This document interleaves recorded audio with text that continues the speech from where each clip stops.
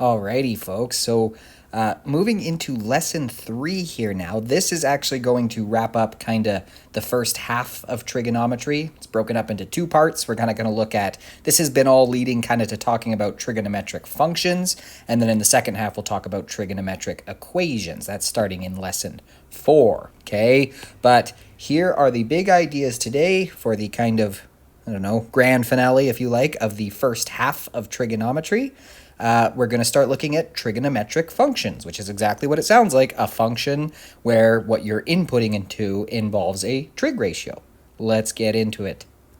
So in the previous lesson, right, we looked at the values of sine theta and cos theta and tan theta all the way around the unit circle, right? From 0 degrees to 360 or 0 to 2 pi, okay? What that means is, like, when we say the value of sine theta, like, what is that ratio equal to, right? Like we saw, it could be, you know, for when we have a reference angle of 30 degrees or pi over 6, right? When we say the value of sine theta, we mean, well, for that angle, it would be 1 over 2, right? The value of cos theta would be root 3 over 2, which is about 0.866, right? So what we've done, remember, yesterday we looked at all of the values of sine and cos theta for many different angles all along the unit circle, right? We looked at it for many different angles, ones that had reference angles of 30, 45, or 60, right? All the way around. Oops, I'm not doing a very good job of drawing it right now, but okay. When we say the value of sine theta or the value of cos theta, it's just the values of those ratios. So for example, you know, looking at this one here, right? What's the value of sine theta at that rotation angle for that angle theta? Well, we could use maybe our 45-degree triangle, right? 45, -1, -1, root 2. So sine theta for that would be 180 plus 45, so that would be 225 degrees, right? Sine of 225, like we saw yesterday, would just be -1 over root 2. Cos of 225, adjacent over hypotenuse, -1 over root 2. Okay, so when we say the values of sine and sine and cos theta all the way around the unit circle, if you keep your eye on the left there, right, that's what it's talking about. See, in that little table, it says cos theta starts out at 1, decreases to 0 as we reach a rotation angle of 90, gets to -1, to 0 again, back to 1, and then it starts repeating itself. Okay, something we'll keep referring back to throughout the day. If I do it for sine theta instead, which is y over r, opposite over hypotenuse, you can see a similar thing happen, right? -1, 0, 1, 0, -1, 0.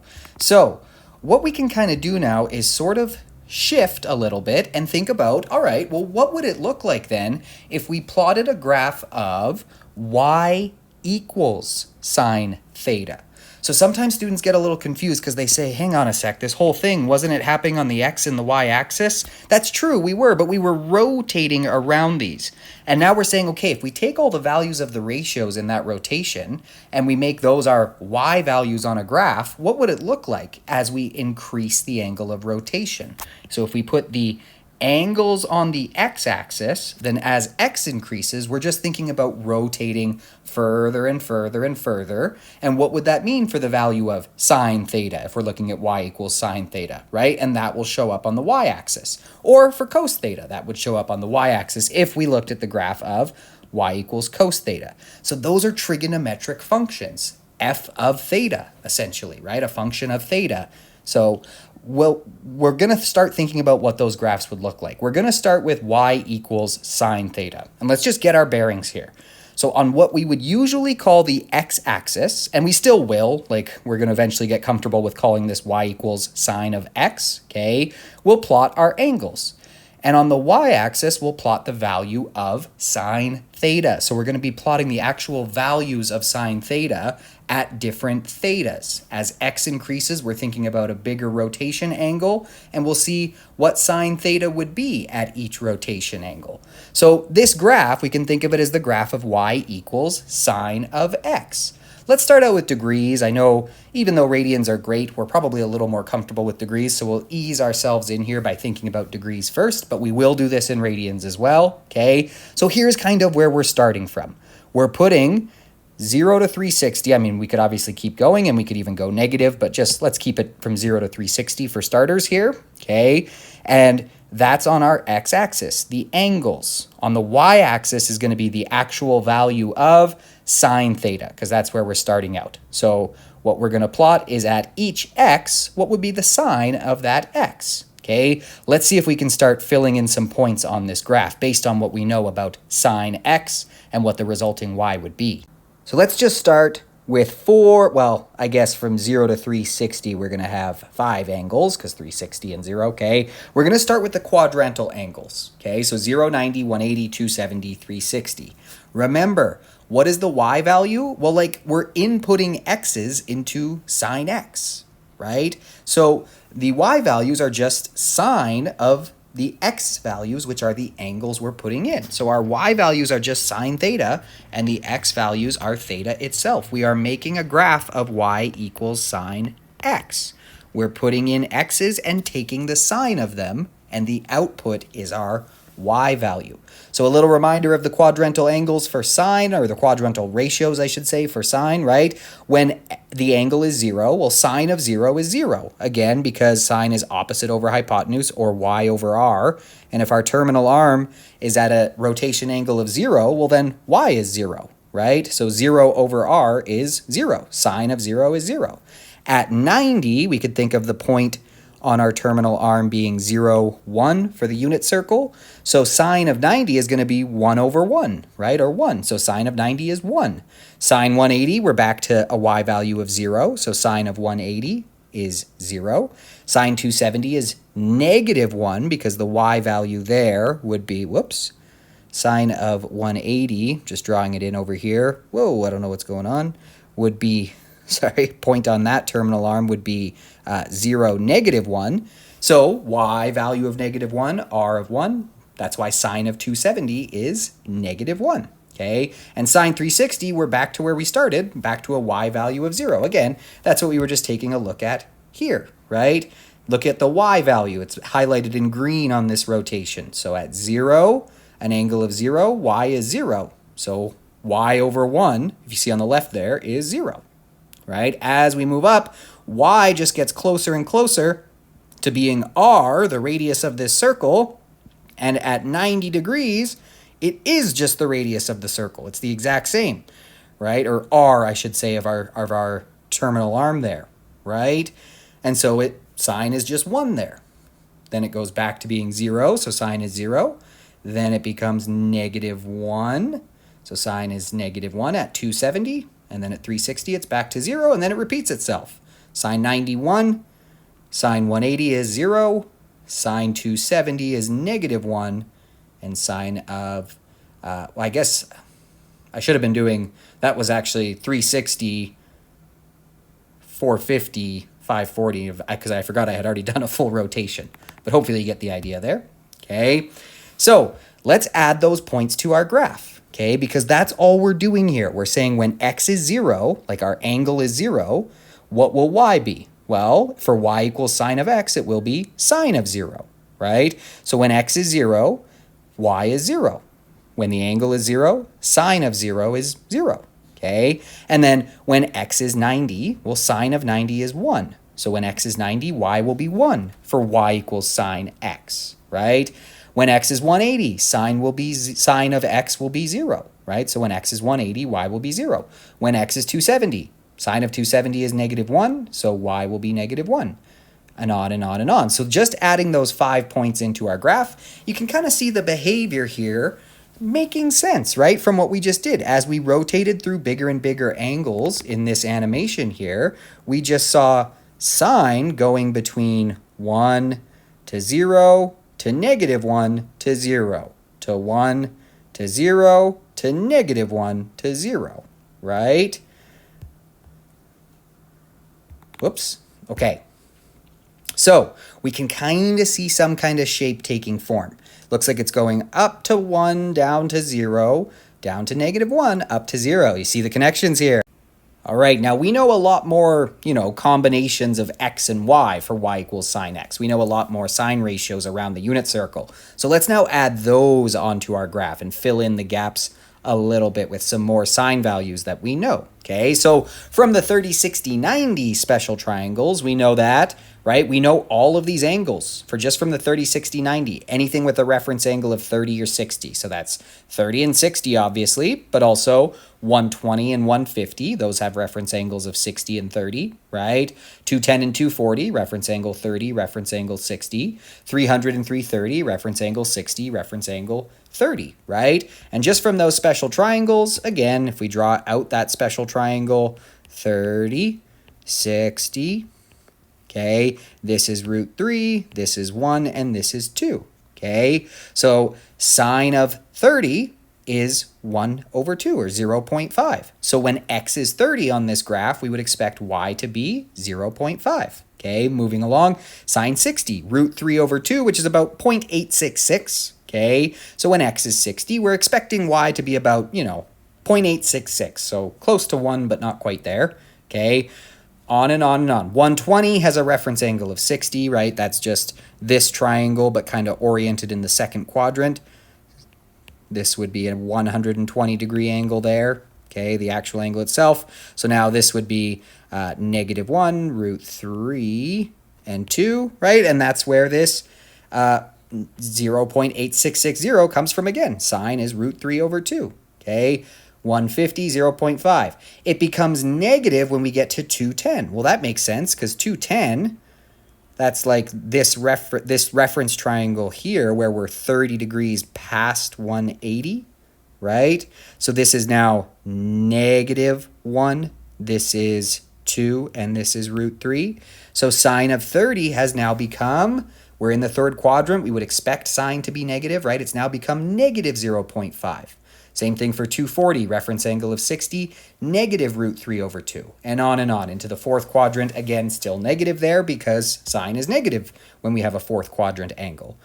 Same exact logic applied to the 45, 45, 90 triangle, right? That gives us 45, 135, 225, and 315. We can figure out the sine ratios for all of those angles by knowing our 45-degree triangle, okay? And doing that all the way around, we can figure out that, okay, when x is 45, y will be 1 over root 2, which is 0.7071, right? When x is 225, y will be sine of 225, because again, we're graphing y equals sine x. So sine of 225, again, just emphasizing here, it's coming from the same ideas we were talking about yesterday. If this, in the previous lesson, 45, this is negative 1, this will be root 2, this will be 2. So sure enough, sine of 45, opposite over hypotenuse, negative 1 over root 2, or negative 0.7071, okay? And so here, I've now plotted all of those and filled them in, okay? And there they are. You can see all those points. That's all it is. It's just points into a function. We input x's, the function outputs y's, right? It's just in this case, we input an x, we take the sine of it, and that's our output. So since sine of 30 is 0.5, the point 30, 0.5, is on the graph of y equals sine x, right?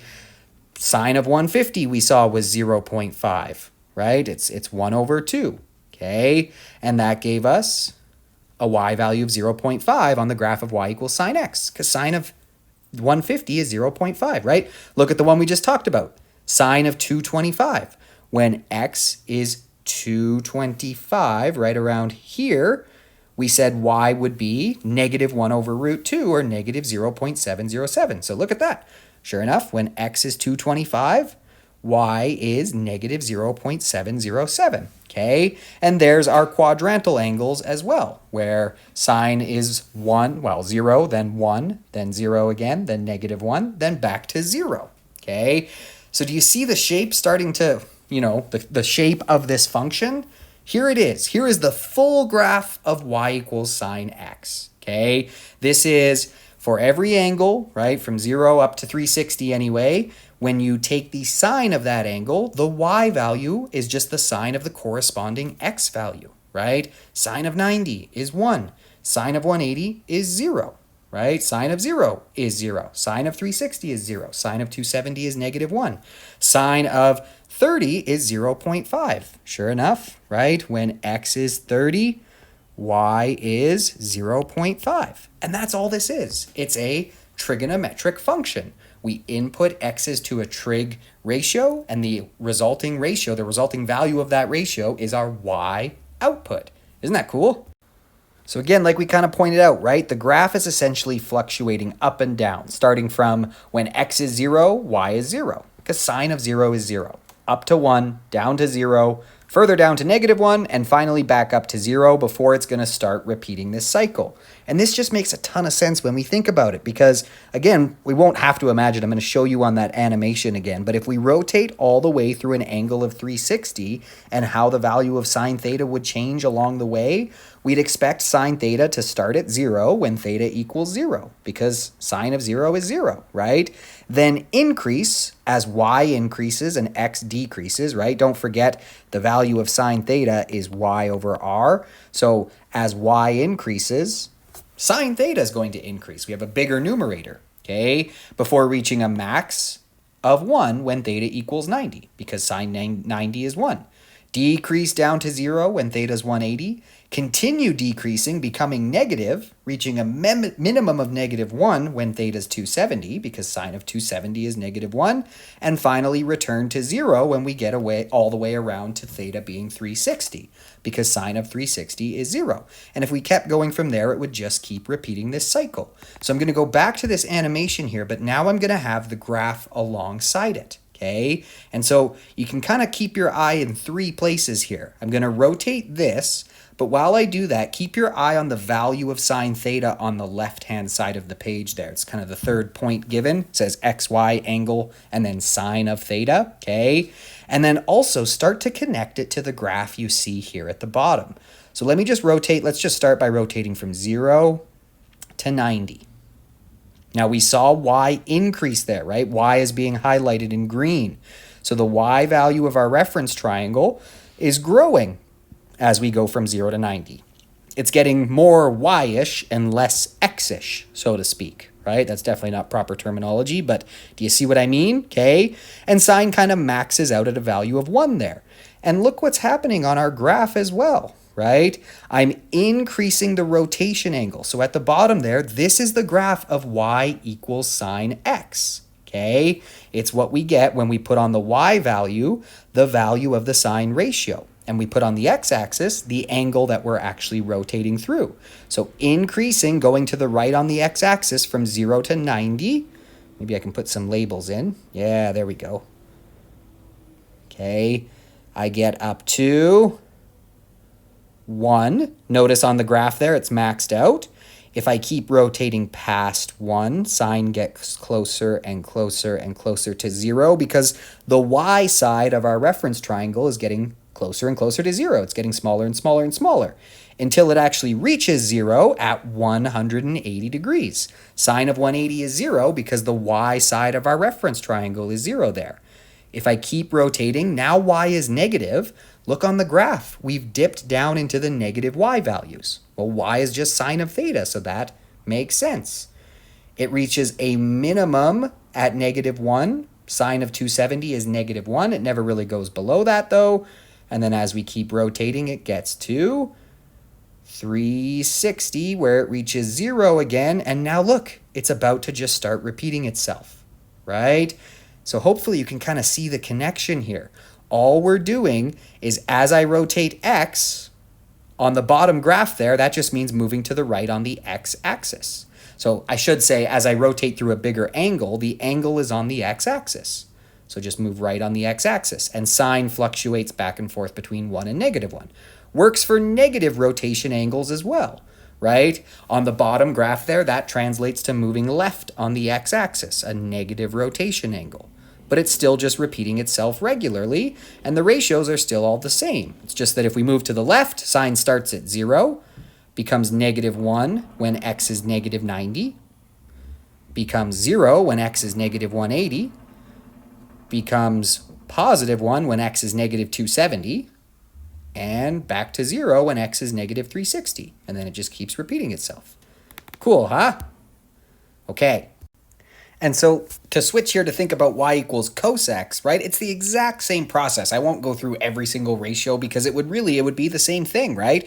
Cos of 0 is 1. I mean, different results for the actual value of the ratio, of course, because it's not y equals sine x. Now it's y equals cos x. But it's the exact same principles at play.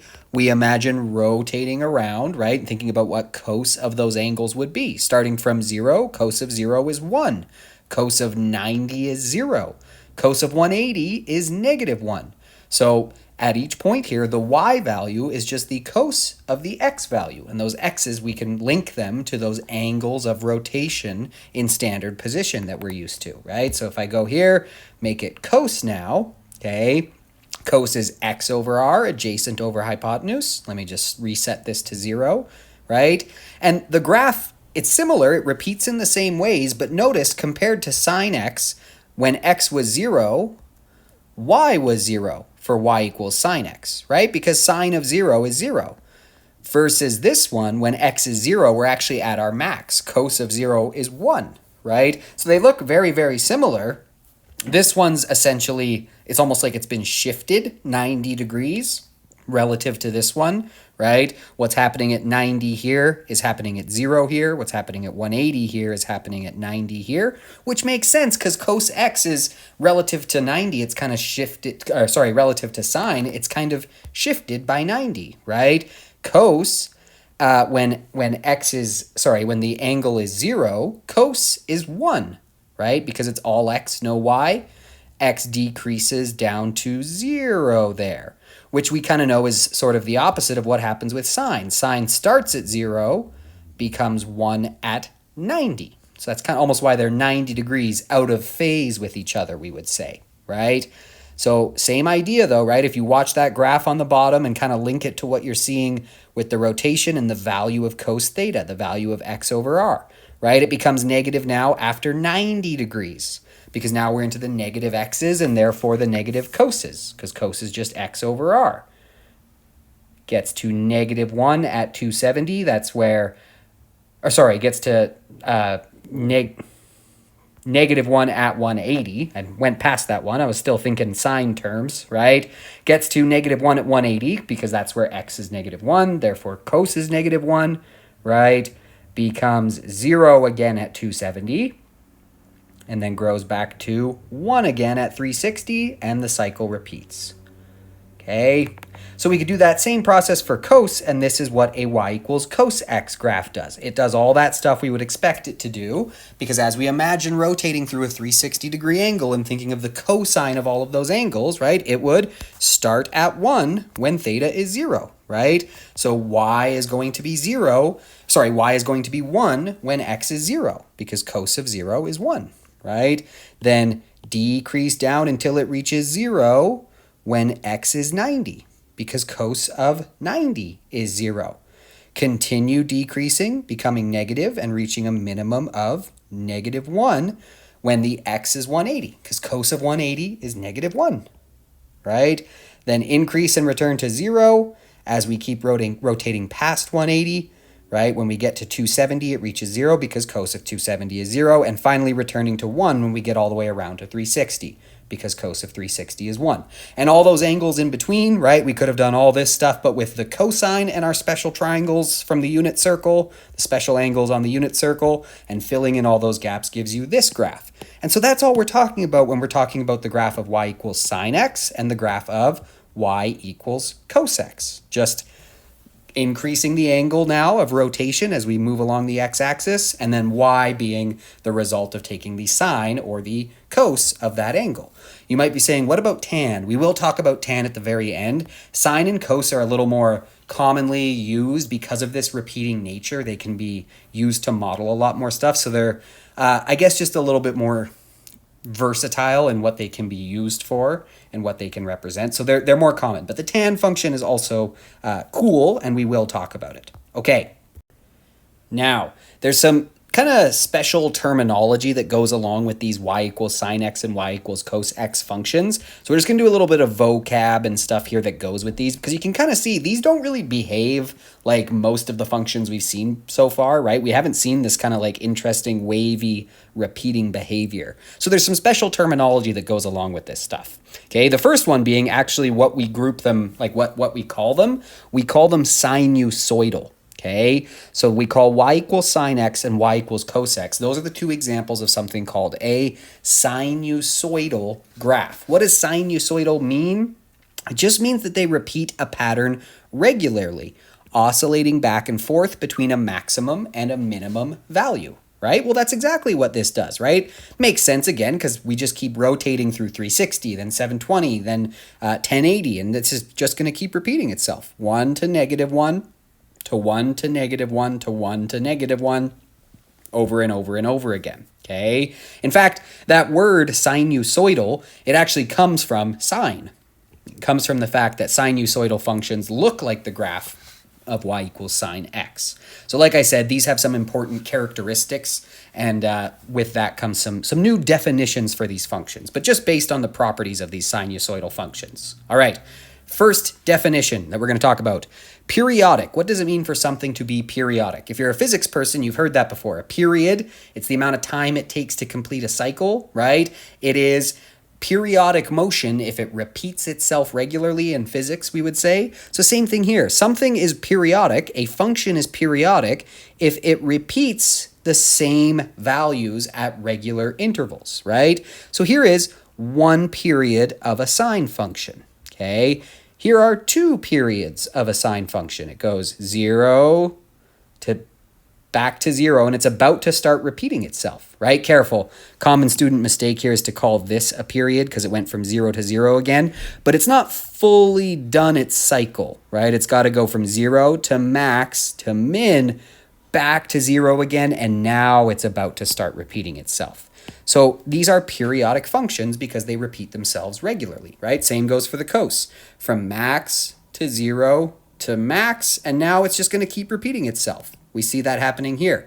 Max to min to max, and now it's going to just keep repeating itself, okay? That leads nicely into the next definition here, which is the period. So the period is the horizontal length of one complete cycle or repetition of the graph. It's essentially how far you move along the x-axis, right? It's the like x-axis, distance essentially that you move before it starts repeating itself. So there's lots of ways you could like measure the period, like meaning you could go, okay, I just need to figure out how far this graph moves along the x-axis before it begins to repeat itself. So notice here, this is y equals sine theta, or y equals sine x, right? Theta's on the x-axis. Look, is this the period you would expect? 2 pi? Yeah, right? Because that just represents a full circle, and now it's just about to start repeating itself. And notice it goes from 0 to 2 pi, and then it's about to start doing the same thing. It went up to max, down to min, up to 0 again, and it's about to start repeating itself. So that's one full period, one full cycle. And that horizontal distance from 0 to 2 pi, that would be our period here. The period is 2 pi, okay? And what I wanted to mention there too is, yes, that's one full period, but we could also measure the period, right, from like here to here, because that is also a full cycle, right? It's at max, goes down to min, past 0, back up to max again, and now it's about to start repeating itself. So that's also one full period. And for a sinusoidal function, the period is constant, meaning this should also be 2 pi. Well, sure enough, 5 pi over 2 minus pi over 2, that's 4 pi over 2, or 2 pi, right? This is just 5 pi over 2 minus pi over 2, giving us 4 pi over 2, which is 2 pi. So that's a period, right? You could even do it over here. From negative 3 pi over 2 to pi over 2, that's 4 pi over 2. That's a period of 2 pi, right? Min to min even works. They're pointing out this period here. Negative 5 pi over 2 to negative pi over 2, That's 2 pi, right? So the period is constant no matter where you measure it. It's just the horizontal distance traveled as it completes one cycle or repetition, okay? All right, so that's the period. Moving on here to the median or the midline. Those terms are kind of used interchangeably. They essentially mean the same thing, okay? It's kind of what it sounds like, the midline. It's the middle, right? It's kind of the y value that's right in between the max and the min. It's kind of at the middle there. It's like, well, actually, this is what it is like for like surface water waves and stuff.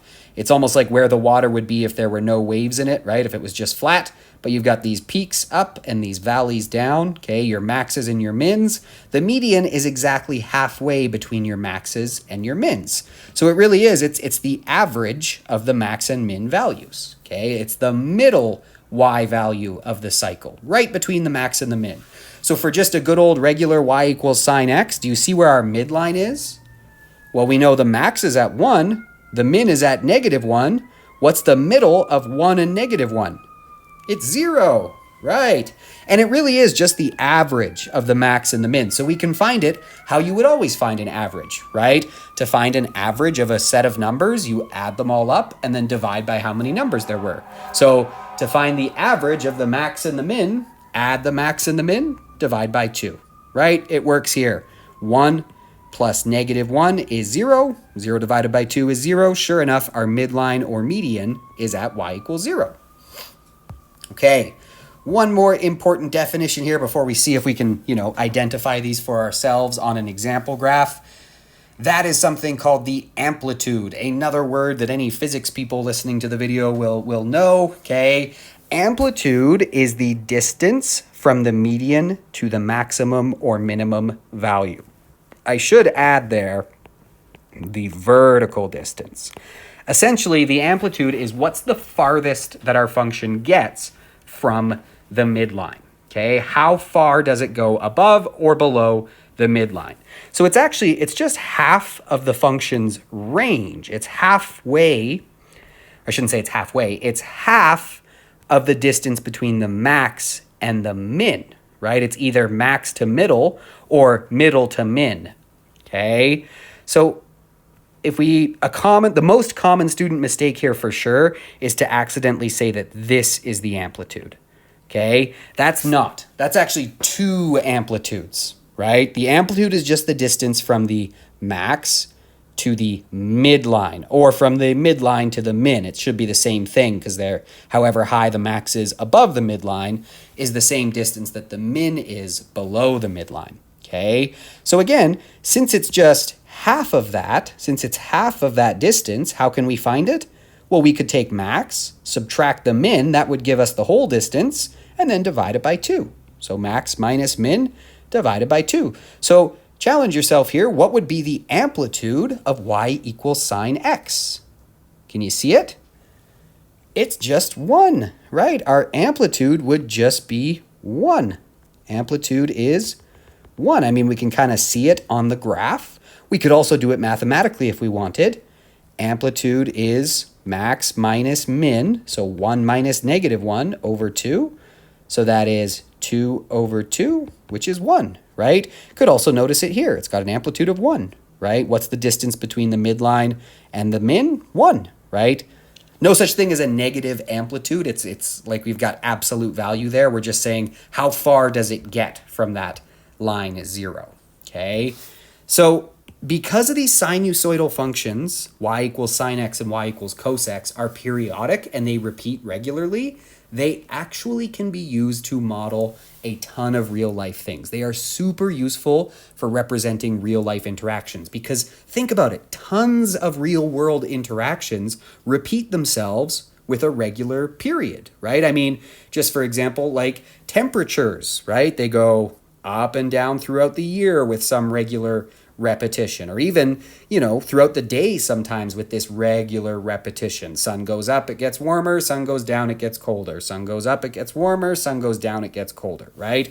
Or winter, it's cold. Summer, it's hot. Winter back to cold. Summer, it's hot, right? Imagine this as a graph of temperature as a function of time throughout the year. Can you see how this is kind of would fit what we would expect, right? Here's June and July. Here's December and January, right? There's like, October, where it's kind of more average temperatures, right? But it goes hotter, hotter, hotter, colder, colder, colder, colder, warms up, warms up, warms up, and that repeats forever, right? That's just one example. There's tons of them, like things like heartbeats, right? Your blood pressure in your heart as it beats, it gets max pressure as it compresses the blood out, and then min pressure as it lets more blood in, and then max pressure as it compresses the blood out, and then ba-bump, ba-bump, ba-bump, right? That's why if you ever see like something measuring a heartbeat, it kind of has this almost sinusoidal shape. It's a little more funky looking than this, but it's got the same general spirit of repeating regularly over time like that, okay?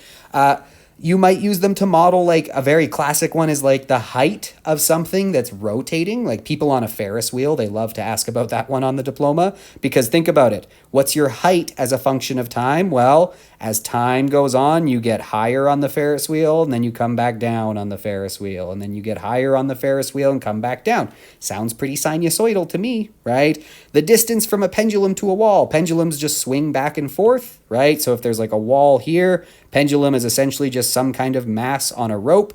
As it swings back and forth like this, well, think about it.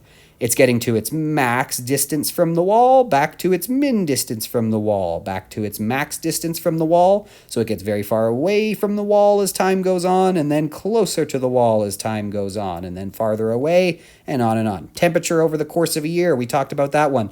Depth of water in a harbor as the tides come in and the tides go out, right? You could think about the depth of the water. It gets deeper, deeper, deeper, shallower, shallower, shallower, deeper, deeper, deeper, on and on and on. There are tons. We could sit here all day and come up with examples of things that repeat themselves regularly in the real world. And sinusoidal functions like y equals sine x and y equals cos x are incredibly useful for modeling those types of situations. Okay, let's try out some examples and see if we can pick out these new definitions on an example graph here. So, just for good old y equals sine x, no transformations have occurred to this yet. You can probably guess that that's coming soon. Okay, it wants us to determine the period in radians and degrees, the domain, the range, the amplitude, and the median or midline. Okay, so here we go. Let's start with period just because that's the first one listed. Okay, so all we need to do, remember the period is the horizontal covered before it starts repeating itself. So you can pick any 2 points where you see it, you could pick here and here because that's one full cycle and it's about to start repeating itself if I keep going, right? So you could figure out the horizontal distance between those two x values, right? You could also do, to make it easy on yourself, start at 0, right? Map out, it goes okay, increases to max, drops to 0, keeps dropping to -1, the min, and then increases to 0, and it's about to start increasing to max, meaning it's about to start that cycle that we just talked through, right? So what's a period?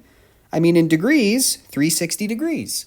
So we could say the period is 360 degrees. Period equals 360 minus 0, if you like, from where we ended to where we started, 360 degrees. Whoops. Okay. Sorry, this thing's acting up. And again, I just want to point out, it doesn't always have to be like 0 to 360, right? I mean, you could look here. 90 to 450, right? I got 90 from halfway between 0 and 180, and then 450 from halfway between 360 and 540. So 450 minus 90, 360. We can see that no matter where we look, if we measure out one full cycle, that takes 360 degrees on the x-axis. Well, hey, doesn't that make a lot of sense for sine x? Because 360 is all the way around, and all of the sine ratios, if I go that far, all of the sine ratios now are just about to start repeating themselves for what we saw for the first 0 to 360, as we go from then 360 to 720, and then 720 to 1080, and then beyond that. Okay, all right, period, check. Oh, but not check, because we had to do it in degrees too. What's 360 degrees in radians? It's 2 pi. 2 pi, right? You could multiply by 180 over pi if you like, pi over 180 if you like, but we kind of know that a full circle in radians is 360, okay? The domain, or sorry, I think I just said full circle in radians would be 360.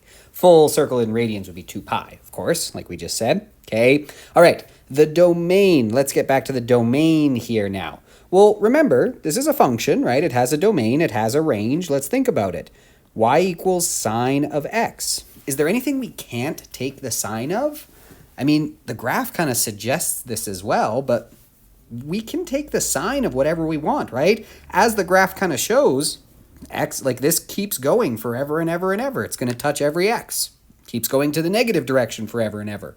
You can take the sine of whatever you want, right? It's just, sine is just a ratio of opposite to hypotenuse, and sine, what we're taking sine of is an angle. There's no like angle that's going to give us an undefined sine. So our domain, that's pretty quick, our domain is just all real numbers. The set of all x's such that x is an element of the real numbers. Okay, domain. Next up, range. Well, look at the graph. We can see that our range is between -1 and 1, right? Y is between -1 and 1, which also makes sense for thinking about y equals sine x, right? We know that as we rotate around, y is between 0 and 1, right? It starts at 0 when the angle is 0, becomes 1 when the angle is 90, becomes 0 again when the angle is 180, becomes -1 when the angle is 270, and then back to 0 at 360, and it just keeps repeating no matter how many full circles we do. So it checks out, and the graph shows us the same thing, that the range would be all values of y such that -1 is less than or equal to y, which is less than or equal to +1. Y is an element of the real numbers. All right, amplitude, we kind of already talked about this one, but again, right, amplitude is the furthest it gets from our midline, right? How far the max is from the middle, how far the min is from the middle. So if we take a look here, we can kind of just see it from the graph. We can see that our amplitude is 1, right? Amplitude is 1. Okay, be careful, not 2, that would be double the amplitude. That's 2 amplitudes, okay? We can also remember the amplitude is half the distance between the max and the min, right? It's just half of whatever this vertical distance is between the max and the min. So mathematically, we can find it by saying, all right, it's max minus min, that's the distance between the max and the min, divided by 2. So for y equals sine x, the max is +1, the min is -1, divide it by 2 to find half of it. 1 minus -1 is 1 plus 1, or 2 over 2, which is 1. So that's our amplitude. Amplitude done. And the last one, median or midline, again, we can kind of see it from the graph. Where's the midline? What's the middle of this? It's at y equals 0, right? There's our median or midline. So our median / midline, we can see that it's at y equals 0. We can also kind of back it up with some math. Remember, it's the middle of the max and the min, the midpoint between the max and the min, the average of those two. So how can we find the average of anything? Add them up, divide by how many there were. Max plus min over 2. Well, max is +1, min is -1. 1 plus -1 is 0, and 0 over 2 is 0. So like we kind of saw by just looking at the graph, the midline is at y equals 0. All right, so we just picked out all of those ideas for the graph of y equals sine x, all those important kind of terminology characteristics of a sinusoidal graph. So let's try it again for this next example here. It wants us to determine the amplitude and the median for the graph shown below. Okay, well, I mean, for both of them, we can kind of just look at the graph and figure it out, but we can let the math help us and back us up a bit too here. Okay, now, kind of to get the amplitude, you often want to figure out what the median is anyway, because you kind of got to figure out, you know, how far is the max from the midline, how far is the min from the midline, that's the amplitude. Of course, you don't need to do all that if you're just doing the math, but let's back ourselves up visually here as well. I think that looks like the midline, right? Can double check. Max is 2 above this, min is 2 below that, so it does look like it's halfway in between, okay? So mathematically here, we can say, okay, max is at 1, min is at, looks like -3. So let's get our amplitude first. You can kind of see visually that it's 2, right? From 1 to negative 1, that's 2, right? From negative 3 to negative 1, that's an amplitude of 2. But let's just do the math here. Max minus min, that's going to give me the total distance from max to min, and the amplitude is just half of that. So divide it by 2. So the max is positive 1, the min is negative 3. So we've got 1 minus negative 3, which is 1 plus 3, which is 4, over 2. So the amplitude, hey, it's 2, like we predicted. Okay, what about our midline? I mean, we already kind of drew it in, and we can see that it's at negative 1. But let's see if the, kind of calculation way has our back here. Our midline is going to be, well, the midline is the average of the max and the min, right? Same as median. Midline, median, they mean the same thing. So to find an average, right, we can say, okay, well, what's the max plus the min over 2?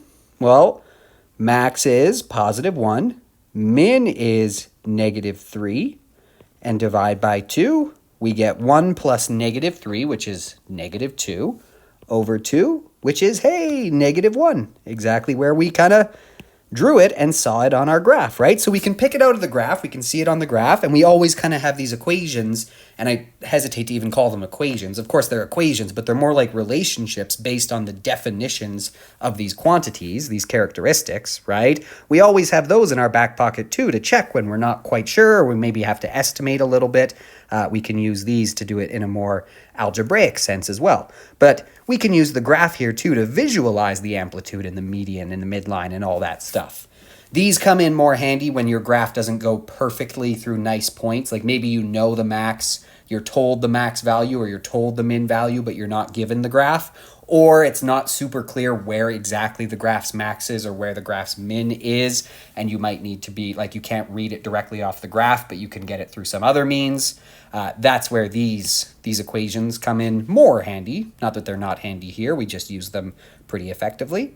Okay, all right, so now that we've gotten to know some of the main characteristics and features of y equals sine x and y equals cos x, remember what I said, right? There's a theme in Math 30. We learn about new types of functions, and then we think about transforming them. So let's think about transforming these sinusoidal functions. I'm going to tell you right now, though, it's nothing different. It's the same ideas, all the same. You can even see what we're talking about, A, B, H, K, stretches, translations, reflections. Okay, let's dive into it here now. So here's the quick reminder of what they look like, right? Everything, K, is the same.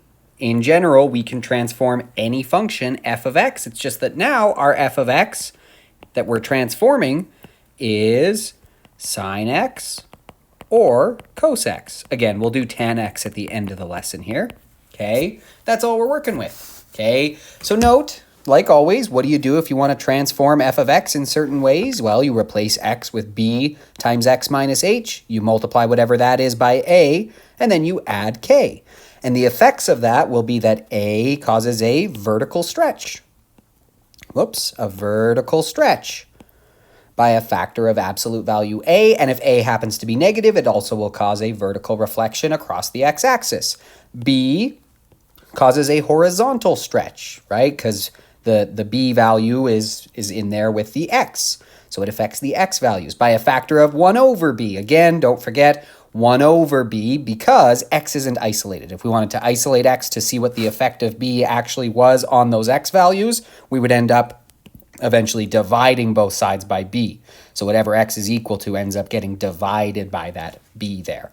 And if b is negative, it causes a horizontal reflection across the y-axis. K causes a vertical translation, k units upward if k is positive, or k units downward if k is negative. Okay, and h causes a horizontal translation, h units to the right if h is positive, or to the left if h is negative. Okay, and so taking all of those transformations and applying them to the graph of y equals sine x or the graph of y equals cos x will do the exact same things that they've been doing for us all course long. right? So in this way, we can think of the graph of any sinusoidal function as the graph of y equals sine x or the graph of y equals cos x, but having been transformed in certain ways. Now, a small note here, they, for whatever reason, on the formula sheet, they do decide to give you this one. They don't give it to you for radical functions or rational functions or polynomials or any of the ones we've studied, exponential logarithms, but they decide to give it to you for these, okay? And they do make a little switch. Instead of H and K, they use a C and a D. The reason is really just that, we'll get to these later, but C and D, that horizontal translation and that vertical translation, H and K, they kind of have special names for trig functions, so we give them a different letter. That's really the best reason I have for why they've swapped out an H and a K for a C and a D, okay? But don't get stressed out about that. It works the exact same way. Okay, they mean the same thing and they work the same way as H and K. If we wrote this as H and K, we're not changing anything about how they work. Okay, so again, where does this come from? Well, we can transform any function. If we start from f of x, we know that we can transform any function with a vertical stretch, a horizontal stretch, a vertical translation, a horizontal translation, or reflections in either axis by taking f of x, replacing x as the input with b times x minus h, multiplying whatever that is by a, and adding k. So where do these come from, right? They come from doing that process to y equals sine x. So if our f of x is sine x, or of course doing it to cos x for the other one, I'll just show you for sine x because it's basically the exact same thing for cos, just a cos instead of a sine, okay? So do what it says. Find f of bx minus h first, right? Then multiply it by a and add k. So what would f of bx minus h be?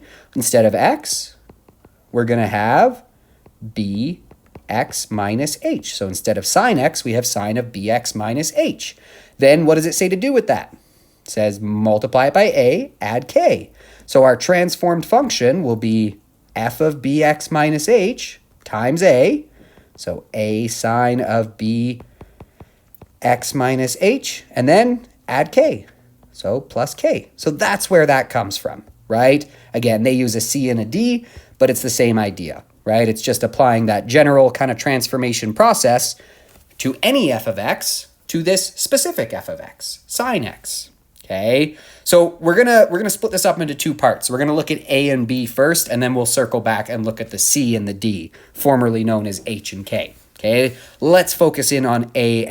All right, so what effects will they have on the graph of y equals, if we go from y equals sine x to y equals a sine of bx, or y equals cos x to y equals a cos of bx, how will we see the graphs change?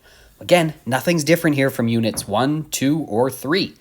A is a vertical stretch, and all that means is that every y value gets multiplied by a. So let's think about it. Let's figure out for ourselves, what is a going to do to this thing? Okay, so below, here's our graph of y equals sine of x, right?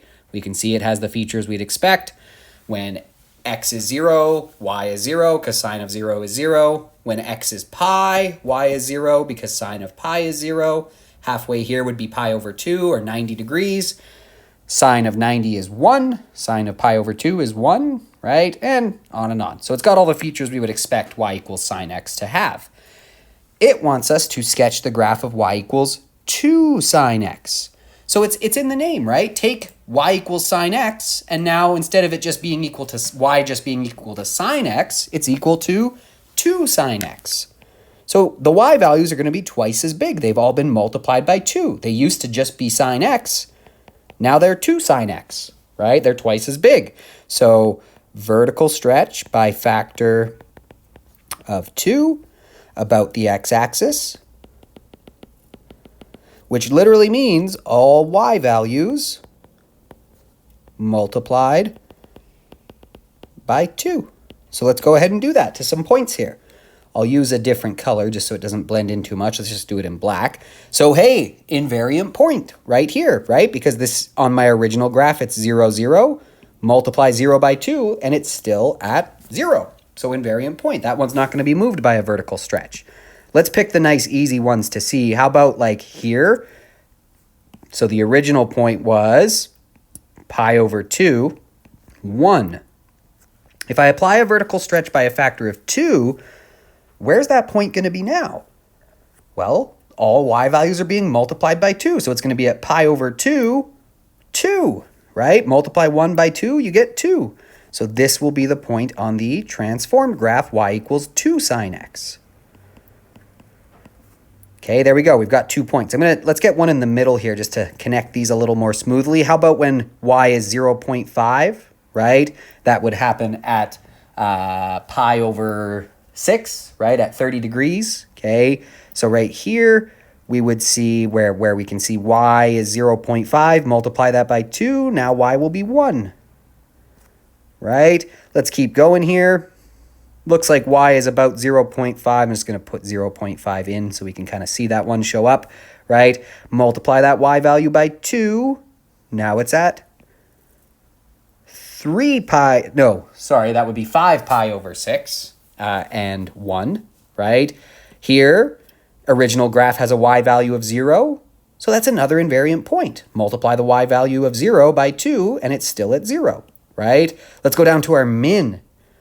The original min on the original graph, it's at 3 pi over 2, negative 1, okay? Multiply that negative 1 by 2, and it's now at negative 2. So, point on the transformed graph, the corresponding image point would be 3 pi over 2, negative 2, right?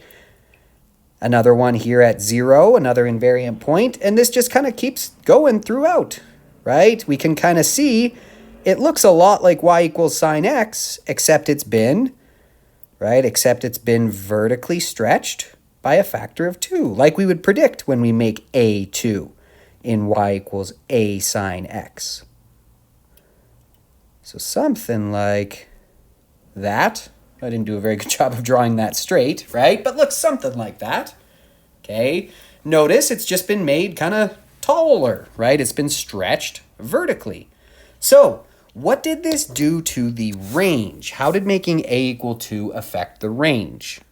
Well, the range, it went from originally, we know that sine, and we can see on the graph here, sine has a range. I'm just going to use interval notation here. It went from negative 1 to 1, right? But now it's negative 2 to 2, right? The minimum y value is negative 2. The max is positive 2. Well, that makes sense because what did we do? We multiplied every y value by 2 by changing y equals sine x into y equals 2 times sine x, right? So it makes sense that it now goes twice as high and twice as low, right? The lowest y value is now twice as low.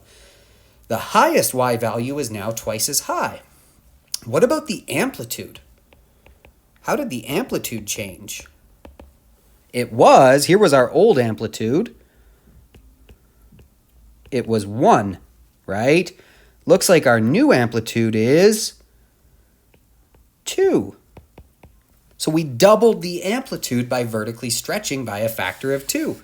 It went from 1 on y equals sine x to being 2 on y equals 2 sine x, right? Again, that makes sense. We multiplied every y value by 2. So, since the amplitude is the distance from the midline to the max, or the midline to the min, if the max is now twice as high, it's twice as far from the midline, giving us an amplitude that's twice as large. And that's actually one of our key takeaways here. Remember, whenever we're dealing with transforming these functions, we often have like a base graph that we kind of think about, right? And then we think about, all right, how is this graph kind of like that one, but if we had messed around with it in certain ways. And that can tell us what A, B, H, and K are, and therefore tell us what the equation might be. Or vice versa. If we have the equation, we can think about what its graph might look like, because we can think about how its graph would look kind of like y equals the base graph, in this case sine x, but having been messed around with a little bit, right? Transformed in certain ways. And so the amplitude of y equals sine x and y equals cos x is 1. We've established that, right? We saw that. They just have an amplitude of 1. So a vertical stretch of a, if you think about that, we're always going to be multiplying that y values by a. So since the original amplitude is 1, and we're multiplying that max y value by a, we're going to end up with an amplitude of a, So the new amplitude is always just going to be whatever the a value is. Remember, that means, right, that means that literally the value of a directly tells us the amplitude of the sinusoidal function, right? It makes sense why, but we don't even really need to think about why too hard. I mean, I'm not saying you shouldn't think about it. We should think about it. But as soon as I see this equation, I actually knew that its amplitude was going to be 2. Because I know it's just like the graph of y equals sine x, which has an amplitude of 1, but with all of the y values having been multiplied by 2, therefore giving it an amplitude of 2 instead of 1, right? 2 times 1, okay? Now let's think about the other type of stretch, a horizontal stretch. So B always causes a horizontal stretch by a factor of 1 over B, right? Each x value gets multiplied by 1 over B.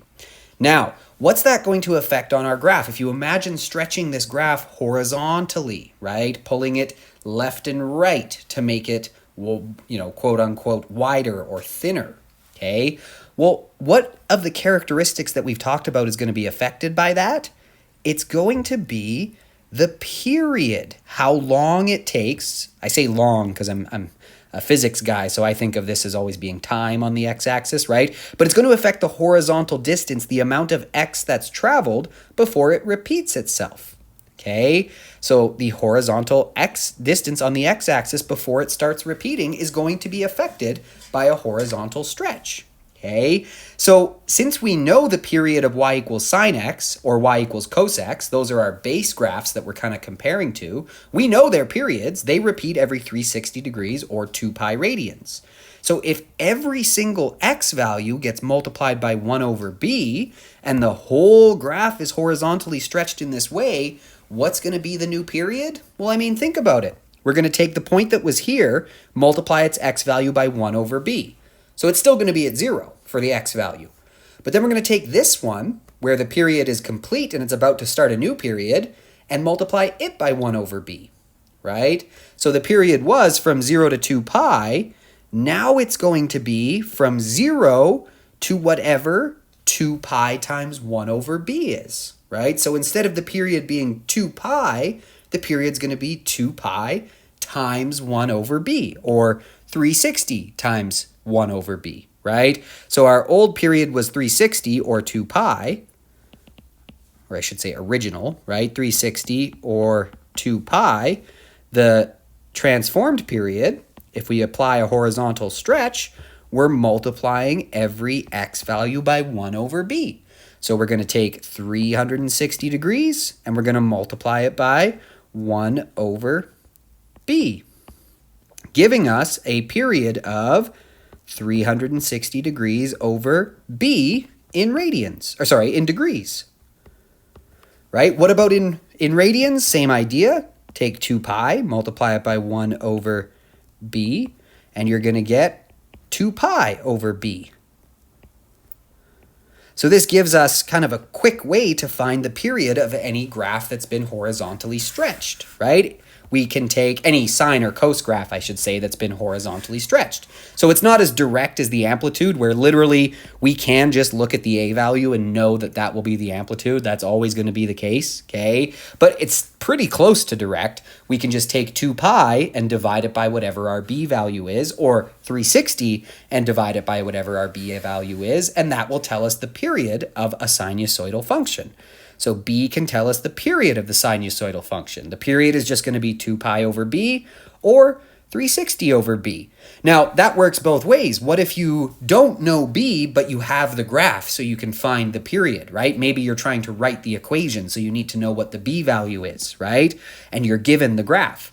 Well, if you're given the graph, you can figure out what the period is, and therefore solve this equation for b. So yes, period is 2 pi over b or 360 over b, but that means that b is 2 pi over the period, right? Multiply both sides by b, divide both sides by period, right? So b is 2 pi over period or 360 over period, depending on whether you want it in radians or degrees. Okay, we'll do a couple examples, but first let's just look at some visuals here to picture the effect of a and b on the graph of y equals sine x and cos x. Okay, so you can see here on the left, if you look, right, I've got graphed in red, y equals a sine of bx. And you can see I've set a to be 1 and b to be 1 at first. So this is just y equals sine x, right? Y equals 1 sine of 1x. Okay, now watch what happens as I increase a, right? It's a vertical stretch like any other. And notice what's happening to the amplitude. When a is 1.5, we've vertically stretched y equals sine x by a factor of 1.5. Now my amplitude is 1.5. Makes sense, because starting from a max of 1, a y value, an amplitude of 1, right? I've multiplied every y value by 1.5 in that case, or, 2. Or we could keep going. If I zoom out, right, we could go up to an amplitude of 10. That's just where this slider happens to max out, right? And it's going to go down to a min of negative 10. That's how far it is from our midline of 0 there. Let me bring a back to 1, and let's mess around with b now. Oh, it's kind of hard to get it right. All right, good enough. I'm going to leave it at 0.9 for now. Okay, let's mess around with b. Whoa. Okay, and look. As I make b larger, remember we're multiplying everything by 1 over b, and so it gets more compressed, right? More kind of squished together horizontally as I make b larger. Or if I make b smaller than 1, okay, it gets like that. It gets kind of stretched out and made wider. If I make b negative, that reflection occurs, right? And then the same thing happens in that direction. Now notice how the period is changing, right? When b is 1, right around here, okay, it has the period we would expect. Oh boy, why is this not letting me go to 1? Maybe I need to just go step of 1. There we go. Okay, when b is 1, look at that period. It repeats itself, right? It goes 1 full cycle, happens from 0 to 360.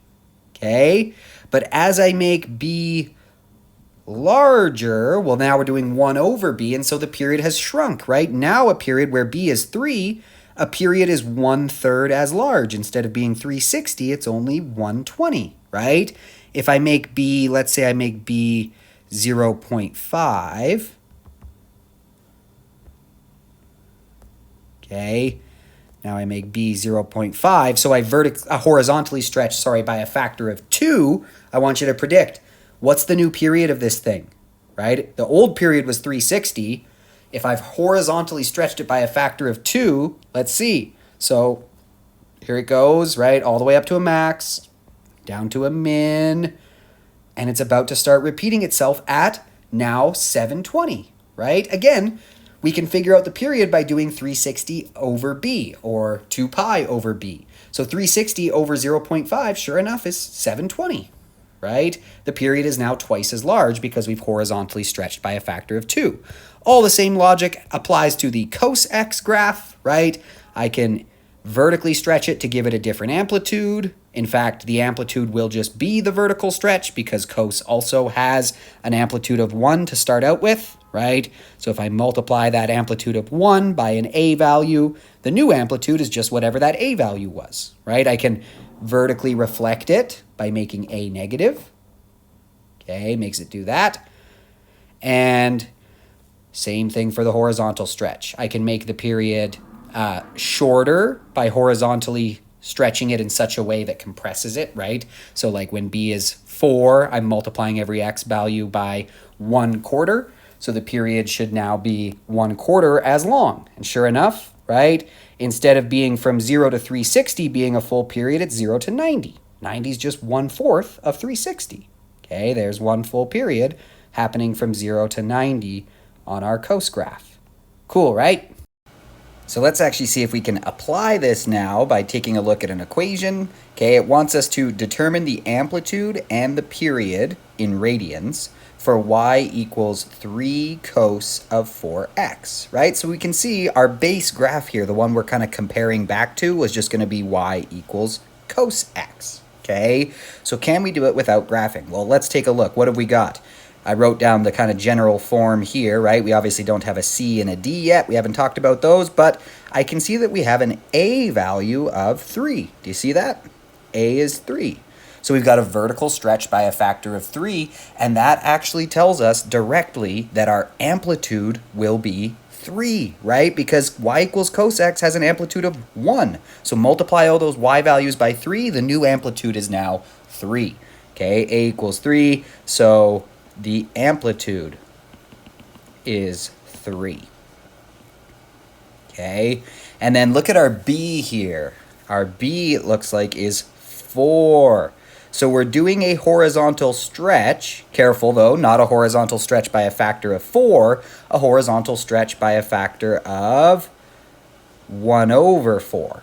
Okay, but we can get the period from that because, again, we're going to take cos x would normally have a period of 2 pi before it starts repeating. Okay, if we multiply all those x values by 1/4, it's now going to be 2 pi over 4, or, you know, if you like it sort of as a formula, I guess, although it's not really a formula, it's derived from that relationship. Okay, I guess it is a formula, but it's based on a relationship that makes sense. So our period is just going to be 2 pi over b. In radians. In degrees, it would be 360 over b. So it's 2 pi over 4. And 2 pi over 4 is pi over 2. So this thing will have a period of pi over 2. That's actually exactly like the one we were just looking at in the app that I was using there, right? When b was 4, remember, the period went from being 360 to 90. Same situation here. When the period's 2 pi, it goes, when b is 4, the period goes from being 2 pi to being pi over 2. That's just 360 to 90, but in radians. The period is 1/4 as long because we've multiplied every x value by 1/4 when b is 4. Okay, so there we go. Got them directly from the equation just by understanding the a and the b and how they affect amplitude and period. Let's try this one out. So it tells us that the equation of the graph below can be written in the form y equals a sine bx. What are the values of a and b? So kind of the reverse of this question where they gave us the equation and asked us about features of the graph. Now they're giving us the graph so we can see its features, and they want us to work out what a and b would have to be. So help me out. What feature of the graph is going to tell me about a, the parameter a? The amplitude, you got it. What about b?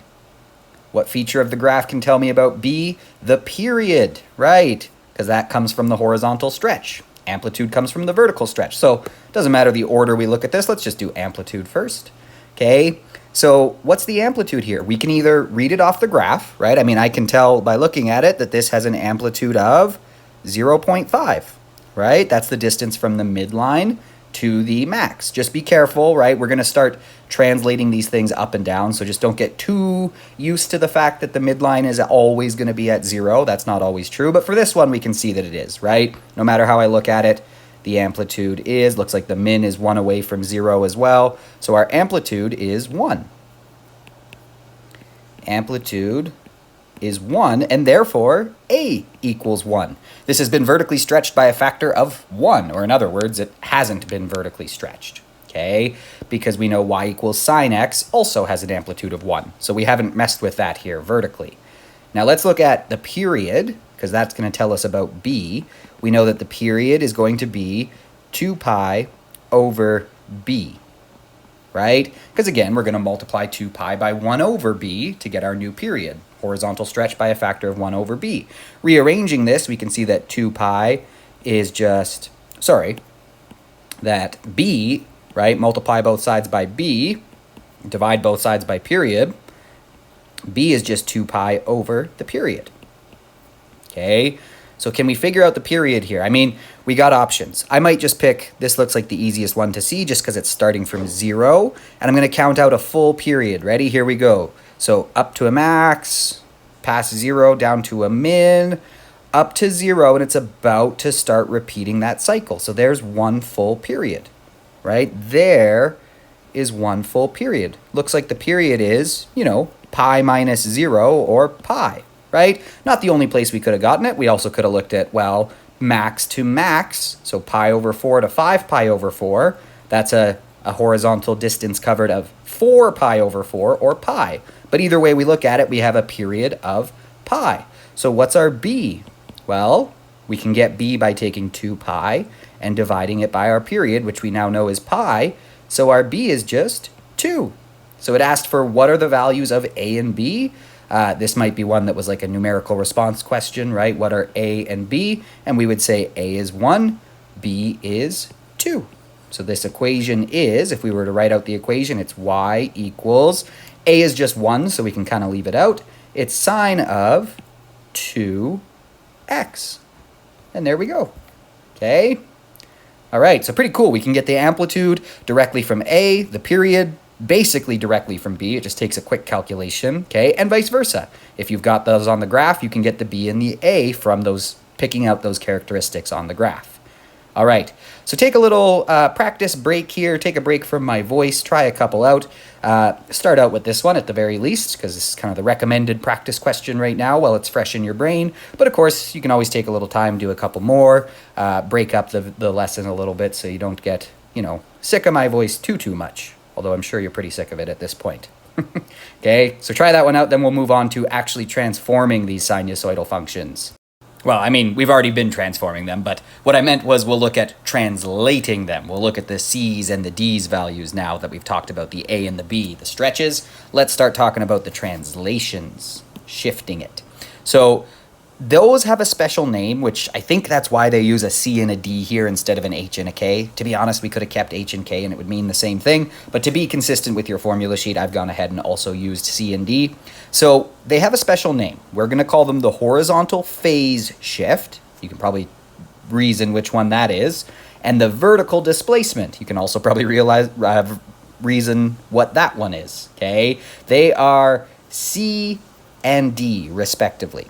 So let's get into why we call them that, or what's going on with them. So we've looked at the effects of A and B in this. Okay, that's what we just finished up. Let's now examine the effects of C and D. And again, these are just the H and K you are used to. C, like H, causes a horizontal translation C units to the right if C is positive, or to the left if C is negative, just like H does, right? D causes a vertical translation D units upward if D is positive. Oh, that shouldn't say to the left. That's a typo. Of course, downward is what belongs there. My bad. Or downward. There we go. I'll fix that in the notes. Okay, if D is negative.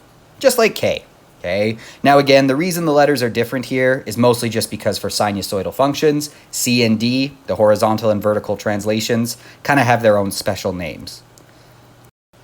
So for C, that name is the horizontal phase shift. That terminology, it comes from the fact that we can think of sinusoidal functions being what we say in phase or out of phase with each other. It's a terminology that is very closely related with like physics terminology. A lot of this sinusoidal stuff was really important for physicists, especially waves, like the physics of waves. You can see why, because these model like waves pretty well, okay? So we can think of waves as being in phase or out of phase with each other is a term that we often use. So a phase shift just shifts them to be, more in phase or more out of phase with each other. So it is still just a horizontal translation. I want to emphasize that. But we give it this special name for sinusoidal functions, and I'll try to show you what that idea of like in phase or out of phase with. So you can see I've got here graphed two functions, y equals sine x in red and y equals sine of x minus c in green. Now right now you can only see the green one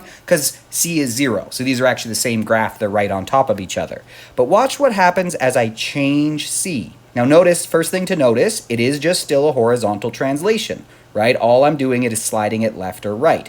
But do you see how that's kind of like, okay, the waves are like, or the sine graphs, I should say, are perfectly like in sync with each other, right? The maxes are lined up with the maxes, the mins are lined up with the mins and all that.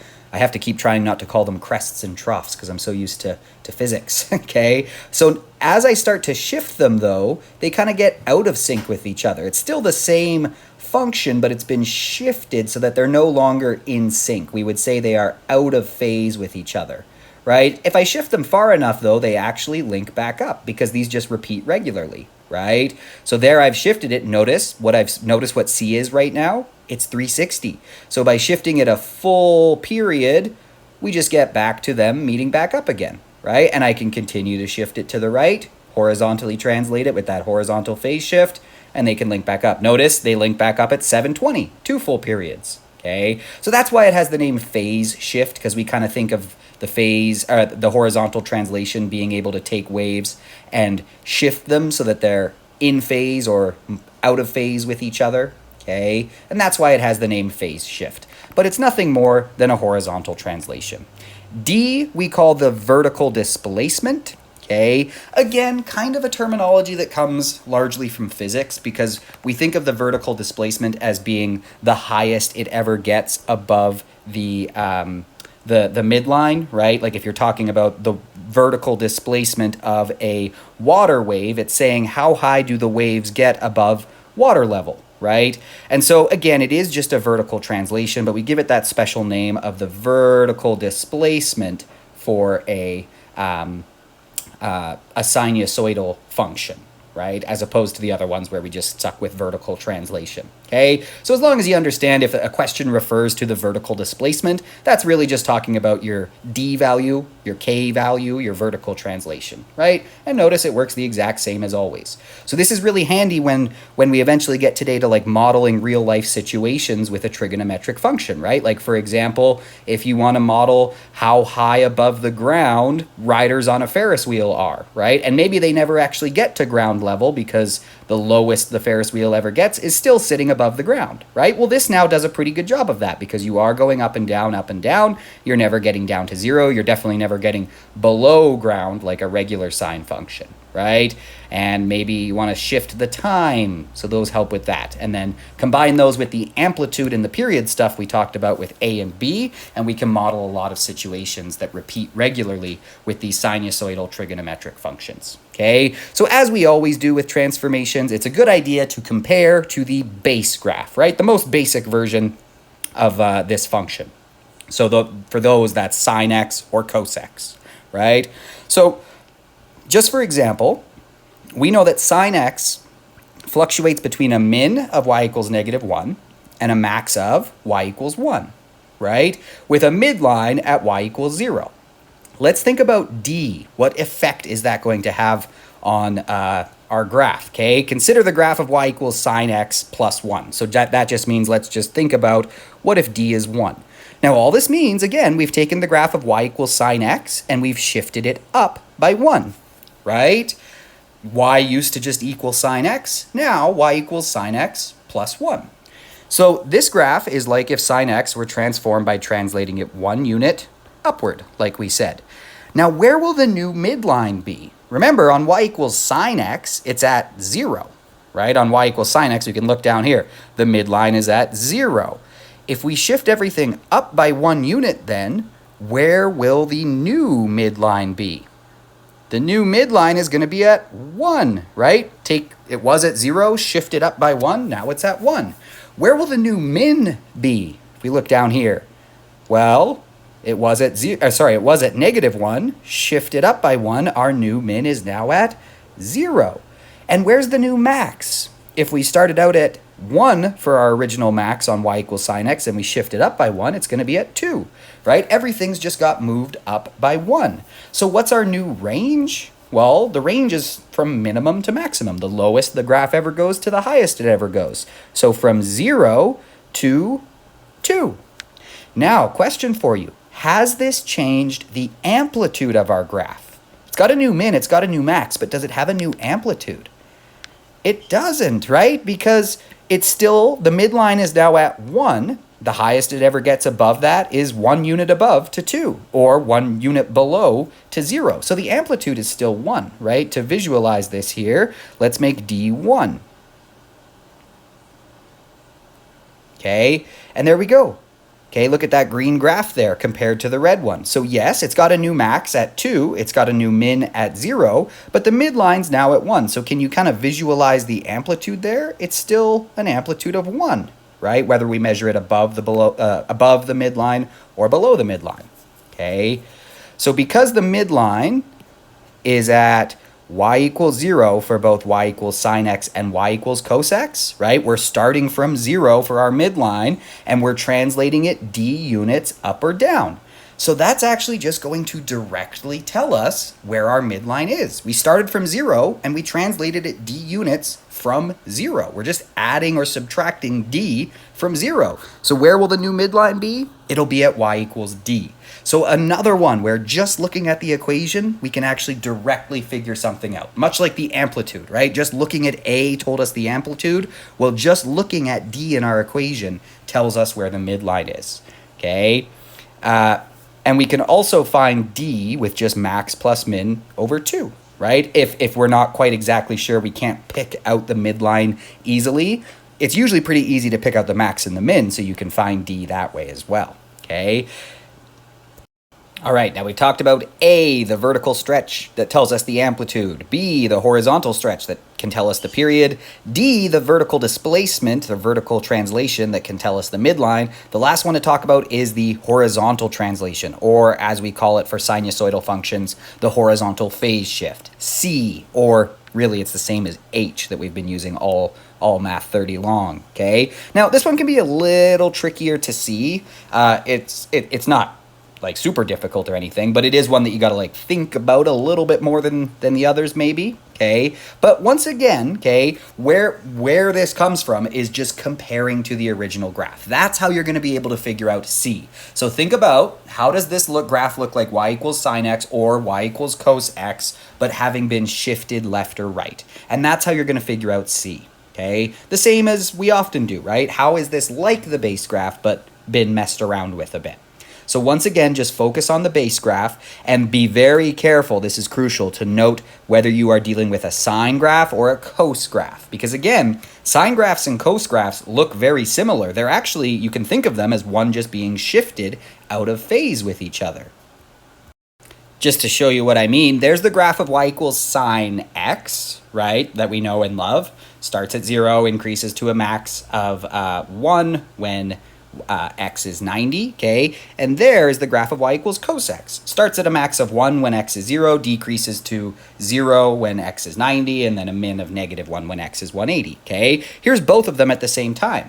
Do you notice how y equals sine x and y equals cos x? Again, they've got the exact same shape. One is just kind of shifted relative to the other. So look, I've actually graphed sine of x minus c, and c is just 0 now. But watch what happens if I shift sine x to the right. I can actually make it look exactly like cos x, right? Notice that's just a phase shift of 270, okay? Or if I shift it -90, same thing, right? I can make it look like the other. So that's why I mention here, it's super important to identify whether you're dealing with a sine graph or a cos graph to begin with. Read the question carefully, because you can't just guarantee, oh, I see it's at 0, so it must be a sine graph, right? Well, not necessarily. Maybe it's a cos graph that's been shifted to start like that, right? If I took this and I shifted it 3 pi over 2, it would look exactly like this graph. Okay, so that's just kind of step one. Make sure you know what you're working with, sine or cos. But once you've established that, it's actually that starting point that I was just referring to. Okay, I call it the starting point because we're thinking about when x is 0, what does y equals sine x normally look like? Or when x is 0, what does y equals cos x normally look like? Okay, and figure out where that's been moved to, because that will tell you the horizontal shift C. So if we take a second to just, think about this, we know that sine of 0 is 0, right? Because when the angle is 0, y over r, which is sine, is, 0 over r, right? The y side of our reference triangle is 0 when the angle is 0. And so it starts at 0 and it's increasing. When y equals sine x, when x is 0, it looks like this, starting at 0 on its way up to a maximum. Okay, so for y equals sine x, when x is 0, the graph is at the midline as increasing, and is increasing, sorry. If we can look for where that has been shifted horizontally, we can figure out a possible value for C. Okay, we'll talk about why I said a possible and not the guaranteed correct value of C in a second. There's actually going to be many possible values of C. Okay, now when y equals cos x, what's cos of 0? It's 1, right? Because when the angle is 0, if we think about that, if our rotation angle is 0, we're just on the positive x-axis. So r is 1 if we use the unit circle. A point on that would be 1, 0, and so cos, which is x over r, is just 1 over 1. And so that's why y equals cos x starts at 0, 1. So when x is 0 on y equals cos x, y is at a max and is decreasing. So if we're given a cos graph that doesn't do that, what we can do is figure out, all right, well, where did that max end up? And where did it get shifted to horizontally? And that will tell us a possible value for c. So just taking a look at this in action here. Here's a sine graph and a cos graph that have been translated horizontally. They have a horizontal phase shift, okay? So just to look at it here, let's get some practice with this idea. Here's y equals sine x, and here is y equals sine of x minus pi over 2. So that just means our c is pi over 2. There's been a horizontal translation, pi over 2 to the right, okay? But what if we didn't know that? What if we weren't given the equation? How could we figure that out from the graph? We'll take a look. I use the starting point as kind of my reference. I think about, well, normally y equals sine x would be, when x is 0, it'd be starting at 0 and increasing from there up to 1 eventually, right? So where has that ended up? There it is, right? Here it's at 0, the midline, and it's increasing. So notice if I took this graph and I shifted it to the right, pi over 2, we would end up with, right? We would end up with the graph that we're looking at in green. So c is pi over 2. We've done a horizontal translation, pi over 2 to the right. And that's true everywhere. The starting point is just the easiest one to work with. But you can see here, right? Where has this max ended up? Well, it went from pi over 2 to pi. That's a shift of pi over 2, right? Even here, this pi is now at 3 pi over 2. So that's, 2 pi over 2 plus another pi over 2 to give us 3 pi over 2. Okay, so we can see there it's been shifted pi over 2 units to the right. The horizontal phase shift is pi over 2. Okay, same idea for y equals cos x. Okay, if we were given this orange graph here and we were asked what's the horizontal phase shift relative to cos x, well, we know that cos x should start like this. It should have a max when x is 0 because cos of 0 is 1. Okay, now this orange graph is not doing that, right? So what is it doing? Where is it doing that starting point, I should say? Well, it looks like it's happening over here instead, right? So this has been shifted. This one also has a phase shift of pi over 2 to the right, right? Our c is pi over 2, okay? And you could do that anyway. Pi over 2 to pi is a shift of pi over 2. I'm going to recommend that you always kind of use that starting point. So for coses, look for the first max. For sines, look for the first time it's at the midline and increasing. The reason being is that if there's also horizontal stretches, it can get a little confusing. But that starting point is always going to be kind of a nice anchor you can use, right? And sure enough, look what c was in this equation. We didn't even talk about it, but we picked it out from the graph. And as we would have predicted, this is the graph of y equals cos of x minus pi over 2. Cool, right?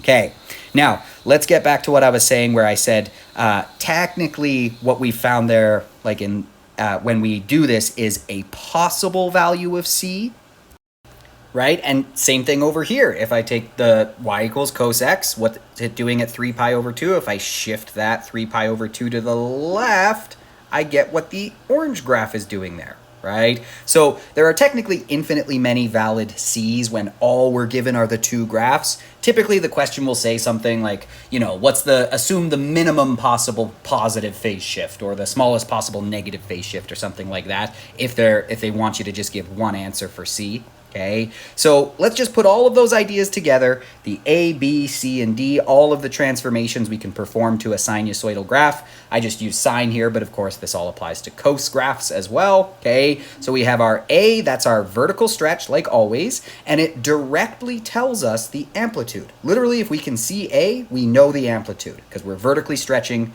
multiplying every y value starting from an amplitude of 1 by A. So the new amplitude will just be 1 times A. right?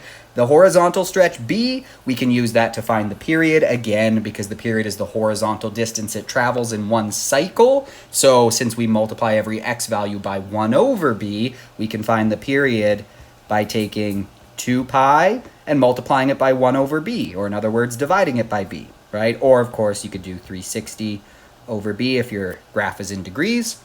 C, the horizontal phase shift, aka the horizontal translation, right? Takes the graph and slides it left or right. And D, the vertical translation, also called the vertical displacement in this context, okay? And it directly tells us the midline because y equals sine x and y equals cos x have a midline at 0. So if you take that and you shift it up or down, that's where the midline is now, right? The vertical stretch isn't going to change that because it's at 0. So only sliding it up or down can change it. Okay, let's get some practice with the phase shift C and the vertical displacement D. So they've asked us here to determine the phase shift C for this function. Okay, notice now all we're given is the graph, right? All we're given is the graph. We're not told the equation, so we can't figure out what C is that way. Now notice here they've said, if it's a sine graph, what could C be? If it's a cosine graph, what could C be? Because those are different because they start in different places, right? So to figure out C, the horizontal translation, right, like we often do when dealing with transformations, think about the base graph and how this one is different, okay? So we can see that this is not doing what we would expect a sine graph to do. Let's think about it being a sine graph first, right? We know that a sine graph would start at 0, would increase to a max when x is 90, down to 0 when x is 180, down to -1 when x is 270, and repeat that cycle over and over and over, right? Okay, and obviously it extends this way as well. Okay, so let's take a look at that. Let's think about how y equals sine x would normally start, right? Y equals sine x would start like this. Well, this one's not doing that, right? This one, when x is 0, it's decreasing down to a min. So for a possible value of C, let's look where this normal starting point, the usual starting point for y equals sine x, has been translated to. Well, I see it here, right? Do you see that? Looks like this is how, like, this is the usual starting point of sine x, but it's not starting there when x is 0 now. It's not getting there until x is 2 pi over 3. So there we go. What have we done? We've taken this graph and we've shifted it to the right by 2 pi over 3 units. And again, we want to use that starting point because we know it's invariant to stretches because x is 0 there, right? The reason we wouldn't want to say, oh, okay, well, like, what can I figure out where the max ended up, right? It can work, it definitely can, but this is just a little bit like of a safer bet and a less confusing bet because a horizontal stretch is not going to mess with this starting point because x is 0. So even once we multiply everything by 1 over b, we know that that should still be there, and therefore if it's not, it can only have happened because of a horizontal shift, right? And that lets us conclude that this thing was shifted from 0 to 2 pi over 3, so 2 pi over 3 is a possible value of C. Okay, but it could also be any angle coterminal to 2 pi over 3, right? For example, we could have just as easily said,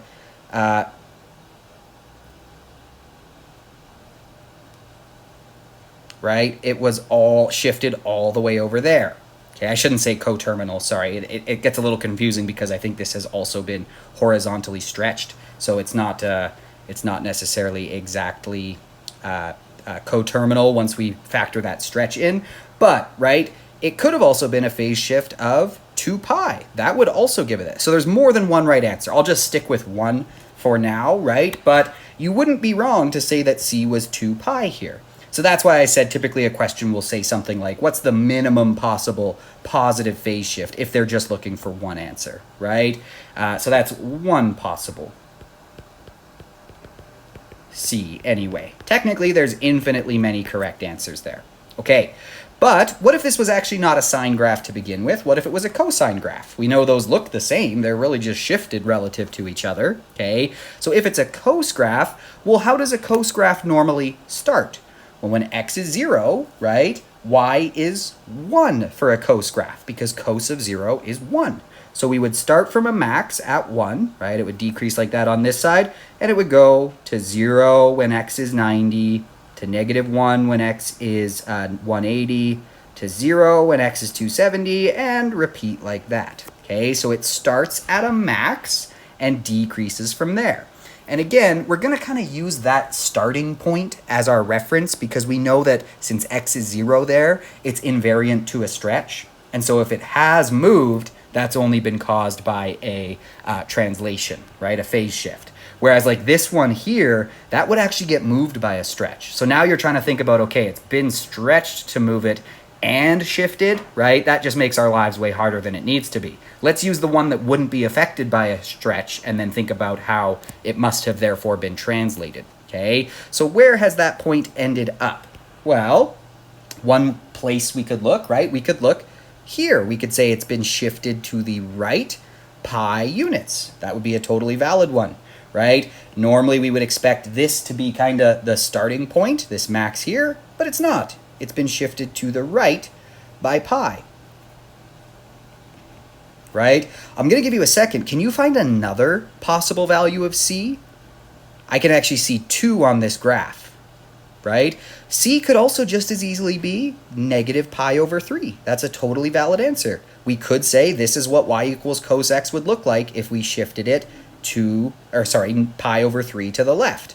And did some other stuff, obviously. There's been a vertical stretch, there's been a horizontal stretch, but in terms of the phase shift, right, we could have done all that stuff and then shifted it pi/3 to the left, right? Or even, what would that be? That would be, these are going up by pi/3, so that would be 8 pi/3 right here, right? Okay. Oh, wait, no. That would just be, sorry, I thought each one was pi/3. Every 2 is pi/3. So that would be just 7 pi/3, I guess, then, right? That would be a totally valid answer as well. So I'll stick with maybe the one that jumps out the most. Our c could be pi. But again, that's just one possible c. Okay, but it does work. If we shift cos x to the right by pi units, it should end up looking like this, right? Normally, cos x would be starting here, something like this, right? It's a terrible sketch, obviously, but we've taken that and we've shifted it to the right by pi units. And there we go. So use that starting point as your reference and where it's ended up as to find your c value, because we know it can't be changed by a horizontal stretch, meaning that if it's moved, we can narrow that down to, okay, if this was the starting point, it's now just been shifted because of the c value, the phase shift. Let's try this one out. All right, so for this one here, looks like we're kind of putting it all together now, right? A, B, C, and D. It wants us to write the equation of the graph below in the form y equals a sine b times x minus c plus d, okay? So all of them. Worth noting that, again, it should say write a possible equation because there is technically more than one possible value of c that could produce a graph like this, right? Since these repeat regularly, if you shift it far enough, you just get back to looking the same again, okay? Usually, I mean, we'll go here with maybe just like the value of c that jumps out to us first, but if a different one jumps out to you, there's a good chance you're right still, okay? There is infinitely many c's that can technically work. All right, now, again, we can pick out all of these, A, B, C, and D. They're just related to characteristics we can see on the graph, right? So let's just start with the amplitude, A, okay? Oops, I kind of gave it away there. I was going to say let's start with A, and then I was going to ask you what characteristic of the graph tells us about A? Well, the amplitude, right? The vertical stretch is going to give us our new amplitude.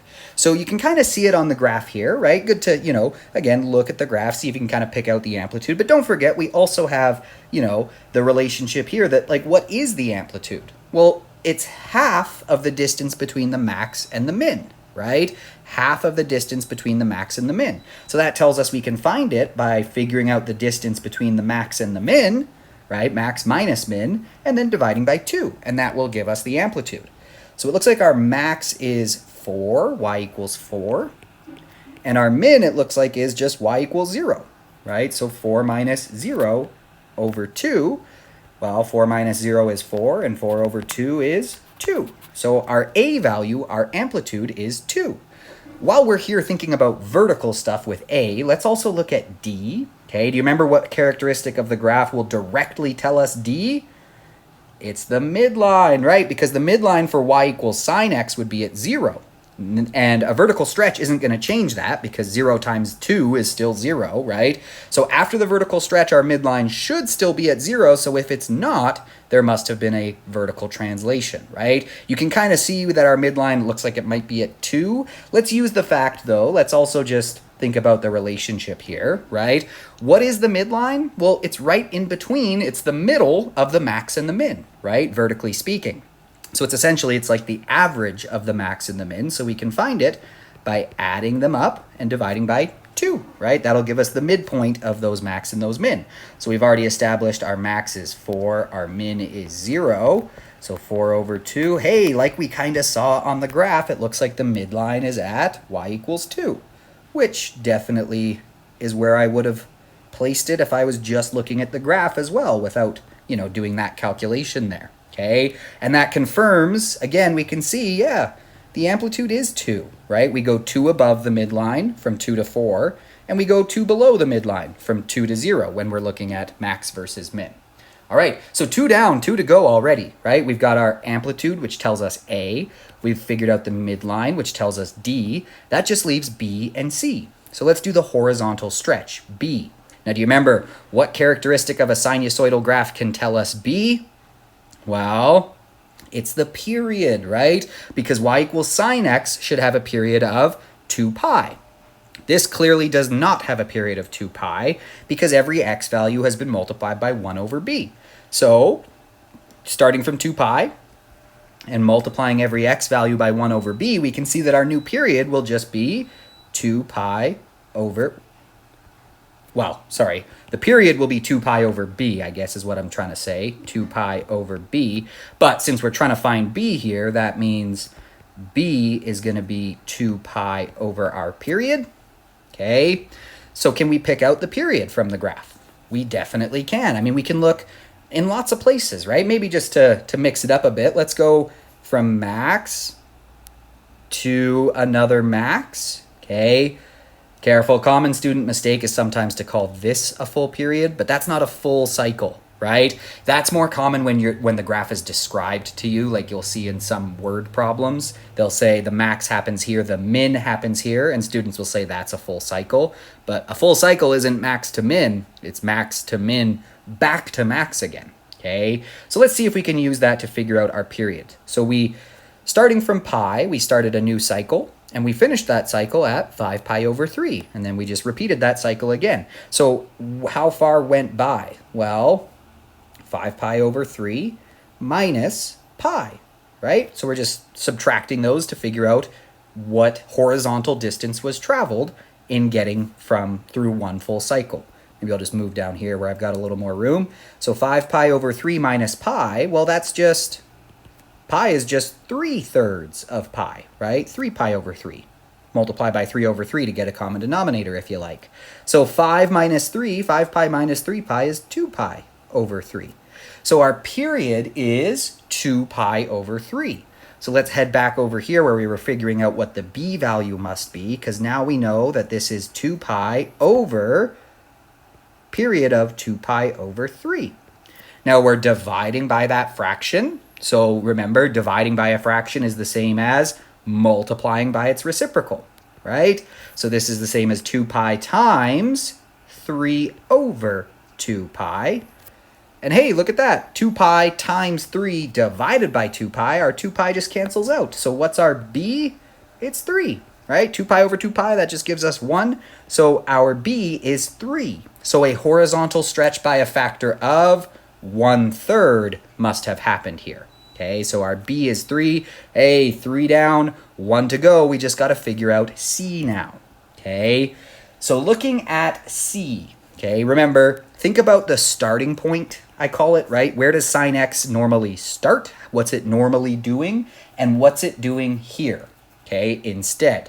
So if we take a look, right, be careful. Our midline is no longer at 0. Right? So don't think of like trying to find where it starts like that, because that's not our midline anymore, right? Our midline's up here. We know that y equals sine x, again, normally, right, y equals sine x would do this,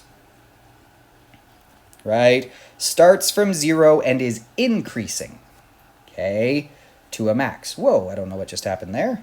There we go. Okay. But it's not doing that. So at our midline here, we can see it's actually at a min. So where has this been shifted to? Well, the one that jumps out at me first is we could have shifted it to the right by whatever this is, right? We've shifted it to the right, that normal starting point, right? Normally we would see it be doing like, this for a sine graph. It's not doing that though, okay? The starting point, which would be invariant to a horizontal stretch, has been shifted horizontally to here. So how far is that? Well, we can see it's half of a pi over 6, or sorry, half of a pi over 3, right? This is pi over 3. It's done half of that. So what's half of pi over 3, right? Well, that's pi over 3 times 1/2 or divided by 2, same thing, gives us pi over 6, right? So the phase shift is pi over 6. It's been shifted pi over 6. Now again, that is one possible value we could say for C. Of course, you could also have just as easily said it's, that would be 5 pi over 6, right? That would work as well, okay? But either way, we get that that's a possible value of C, so we can write a possible equation for this thing. So it will be y equals A, which is 2, times sine of B, which we know is 3, times x minus C, so we could say x minus pi over 6, plus D, and we know D is 2, so plus 2. And that is one possible equation for this function. Okay, so one possible equation. And again, if you're nervous about choosing the right C on like a test situation, okay, don't worry. The test will typically say something like, like I've said, assuming the minimum positive C or something like that, right? Which is what we did here. We chose the minimum possible positive C, right? Because we could have kept going, but this is the smallest possible positive phase shift that could have caused this, right? Of course, there's also negative ones, right? If we were to shift it left, we could produce the same graph as well. Okay. Now, I mentioned that sinusoidal graphs are great at modeling any situation where things repeat regularly, right? Because they are functions that repeat their values regularly. Okay, and so what I'm going to do here with what we're going to look at here with the next couple questions, which are actually both from released diplomas, and then we'll look at another one that's not from a diploma, okay? But we're going to look at doing that. We're going to look at modeling real life situations with these equations, okay? Now, what it all comes down to is figuring out what variable or quantity that's being described relates to what characteristics of the graph or of the function, right? So, for example, what is the amplitude representing in the situation you're dealing with, right? What is the period representing? What's the midline? In the real life situation, what is the midline kind of representing, okay? All that kind of stuff is key for doing that. If you can pick out how the amplitude is related to what you've been told, or the period, or the phase shift, or the vertical displacement midline, okay, it actually becomes pretty straightforward typically to figure out where these parameters go in the equation and what the graph is telling you about the situation. So let's jump in here. As always, it's often a good idea to read the stem first, the question, at least that might give you a good idea of what to be on the lookout for in the information when you read it. So it says here, what are we looking for? It's saying what two parameters must be different in the two functions. Okay, AB, AD, BC, CD. So it's asking us to think about, obviously they're going to tell us about two functions. Looking at the picture, I can probably guess one function's for this, one function's for this. And it's saying what needs to be different between them, right? So let's jump in and read and see if we can figure out what's going on. So an amusement park has two Ferris wheels that both load passengers at the bottom, 3 meters above the ground. Okay, so you get on this Ferris wheel, and right off the bat, as soon as you're getting on the actual cart here, you are 3 meters above the ground to begin with. Okay, both wheels require 40 seconds to complete one revolution, meaning that it takes them 40 seconds to go all the way around once. And then they're going to start repeating that cycle, right? So you can kind of see what might this be related to. It's telling us how long it takes them to complete a full cycle. Sounds like that might be related to the period of these, right? Okay, let's keep reading. The larger Ferris wheel has a diameter of 25 meters. Okay. And the smaller Ferris wheel has a diameter of 10 meters.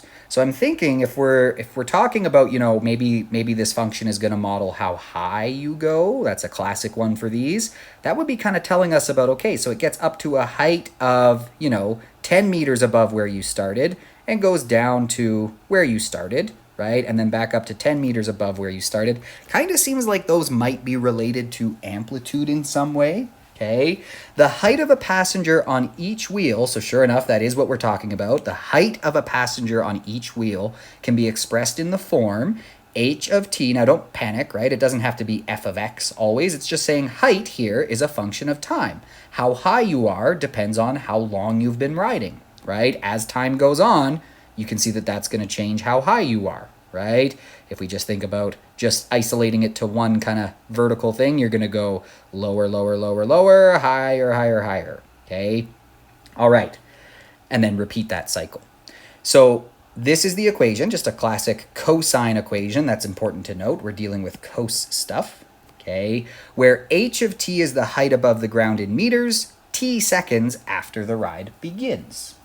Okay, so let's start thinking about this then. If we were going to model your height as a function of time, okay, while riding these Ferris wheels. So on the y-axis, I'm going to put height as a function of time, right? And on the x-axis, I'll put the time, okay? Well, let's think about it. You get on the ride, and you're already, it says height above the ground, so you're already at a height of 3 meters, right? That's 3, okay?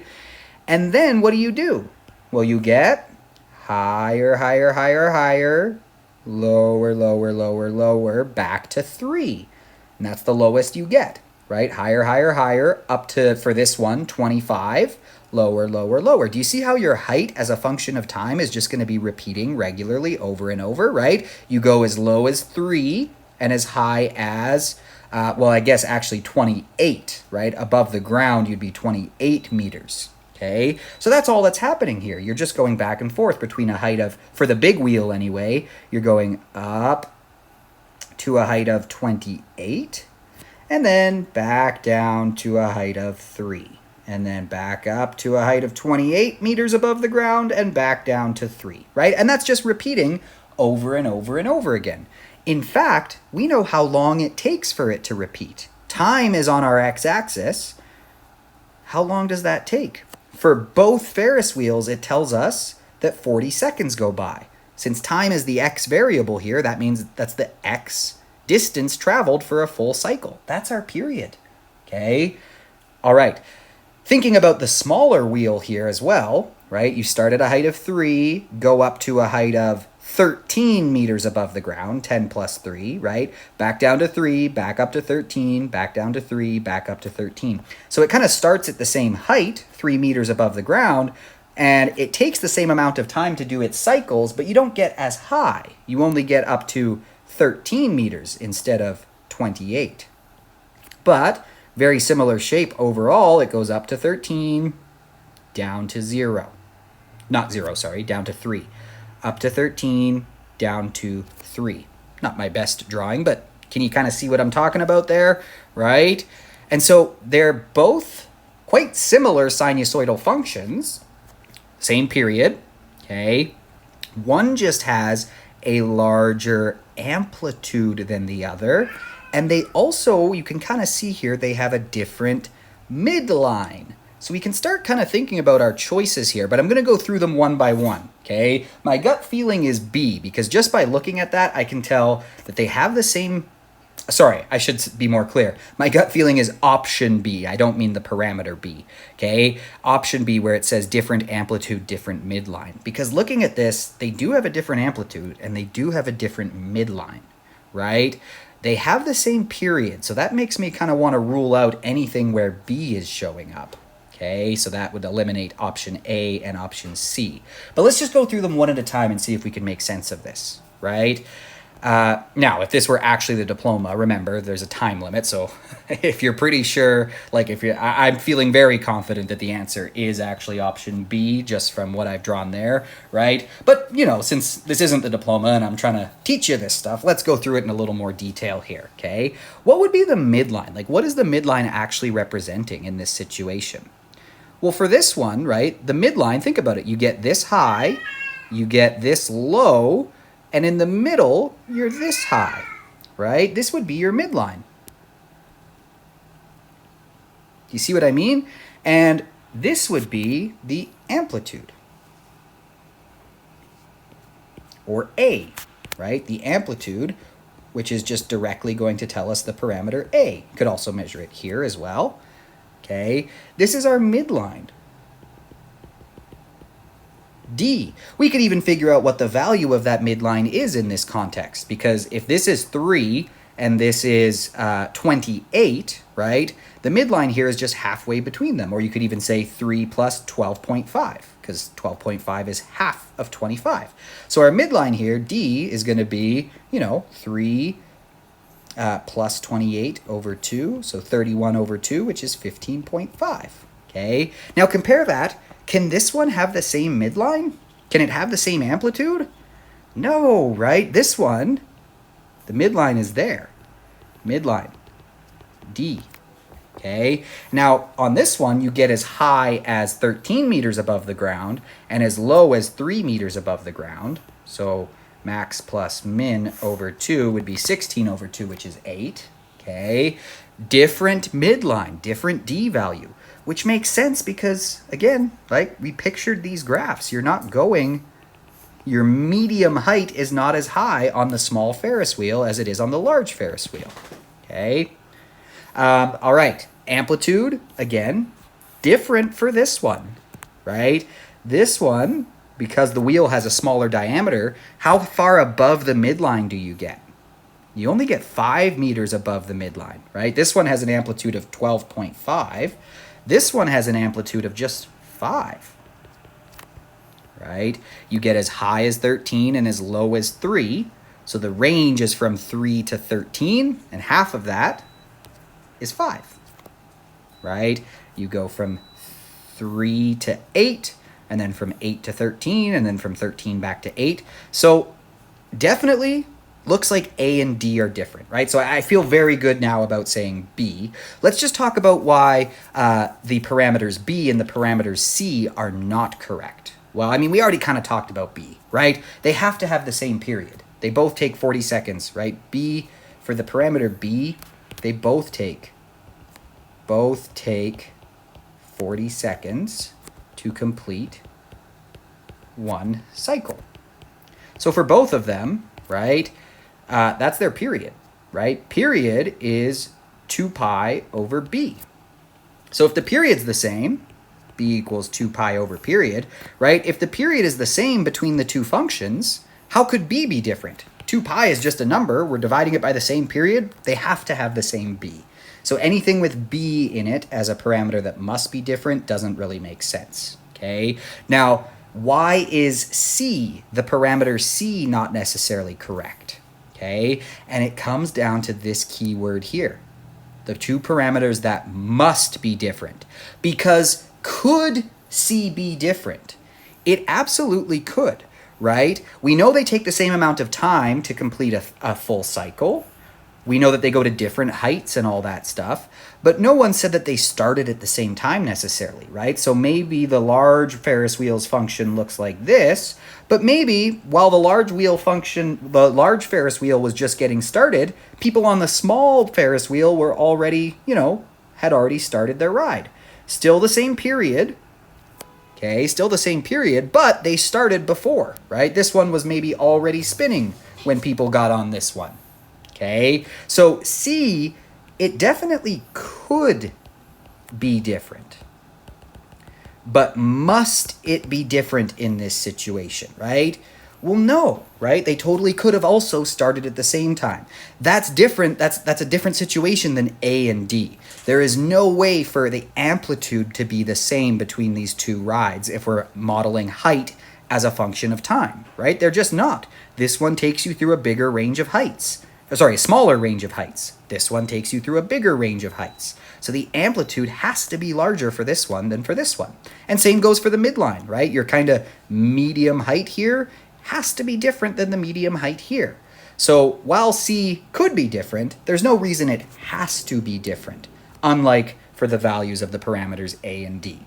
So definitely the correct answer for that one is option B. All right, another one from a released diploma here. Let's read it. We want to figure out the minimum number of months to the nearest tenth of a month that it takes the average temperature of the town to rise from 5 to 15. Okay, so we're dealing with something to do with temperatures. As we kind of have talked about, that's a great thing to model with a sinusoidal function because, I mean, we know in Alberta the temperatures fluctuate throughout the year, right? Hot in July, cold in December. Hot in July, cold in December, and that repeats regularly. So the average temperature of a particular town in Alberta can be represented by the function temperature equals 15.8 sine of pi over 6 times t minus 3 plus 5. Okay, so a couple things to notice here, right? Okay, first of all, this is definitely going to be one, like, they're asking us, what they want us to do here is to graph this on our calculator, right? Trying to graph this, like, by hand would be a nightmare. Is it possible to get algebraic solutions here? Yeah, but honestly, it's going to be pretty tough to do well. This is one where they definitely want us to think about solving graphically. Okay, using our calculator. So I'll walk you through the steps for that. So T is the average temperature in degrees Celsius, and T is the time in months after January 1st, right? So you can see this makes sense, right? We're going to have, a graph. T is how many months have gone by, and, it gets warmer and warmer and warmer, colder and colder and colder as the months tick by, okay? And what we want to know is the minimum number of months to the nearest tenth of a month that it takes for the average temperature of the town to rise from 5 degrees Celsius to 15 degrees Celsius.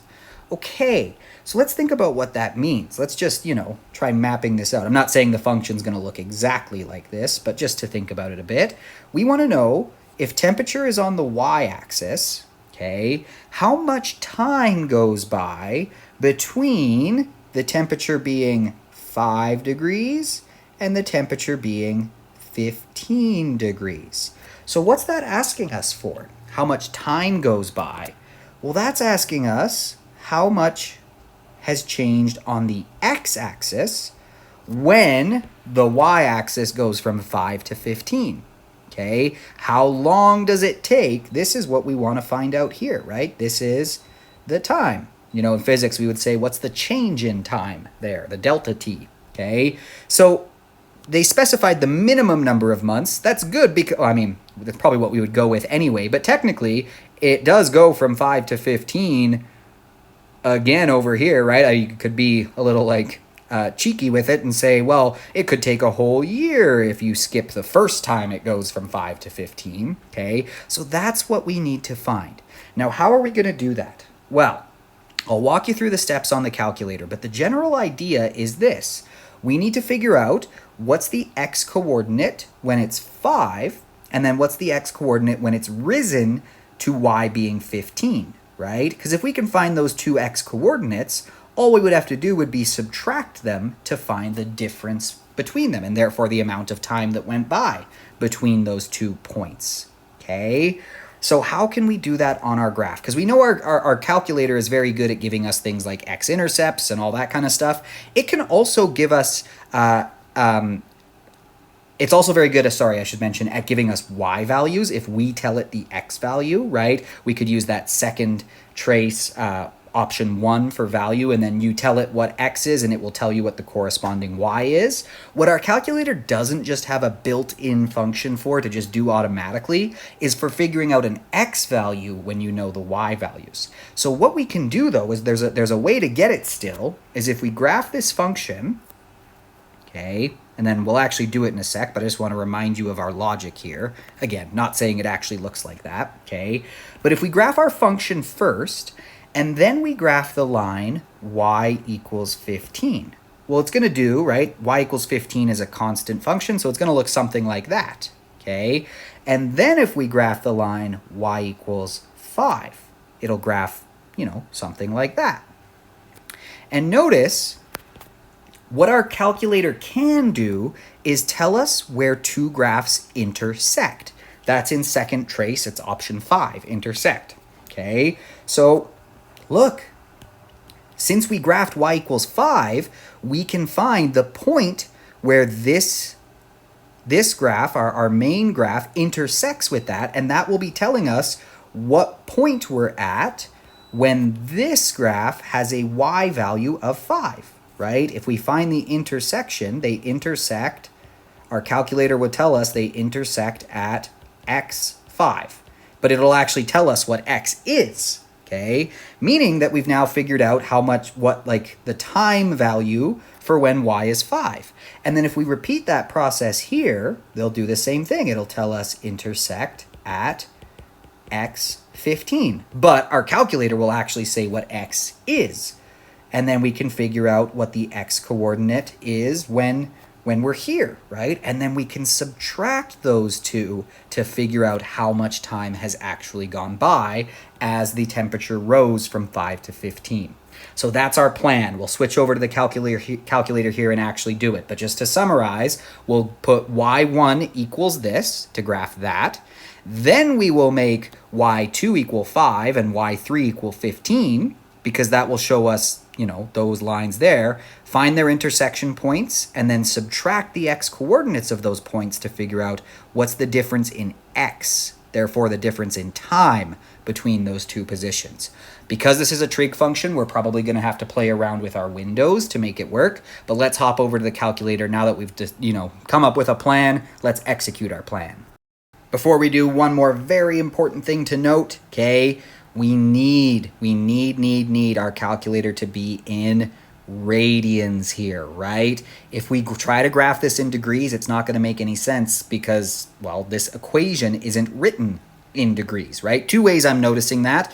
Pi over 6, which is making us think radians to begin with, but technically pi over 6, you could also say it's that many degrees, but there's no unit put in, right? If it was degrees, they would put in a degrees on this phase shift here. They would say 3 degrees. So our calculator must be in radians, or the equation just, like the graph of the equation just is not going to make any sense. We must be in radians.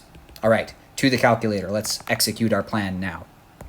So, pull up the calculator here. Okay, if your calculator's been cleared, which it will be before the diploma, by the way, okay, it defaults to radians. So this should be in radians, but always check, make sure you know what you're in. Sure enough, we're in radians, we're good to go, okay? I'm just going to enter that function. So y1 is just gonna be, let's graph it out, 15.8, okay? Sine of, gonna have to be really careful with my brackets here. So I'm gonna open a bracket to tell it I want pi over 6, okay? Gonna close that bracket because I don't want to think it's like pi over 6t or something like that, okay? So pi over 6 times, I'm gonna open another bracket because I'm multiplying pi over 6 by t minus 3. T is our x variable, so x minus 3.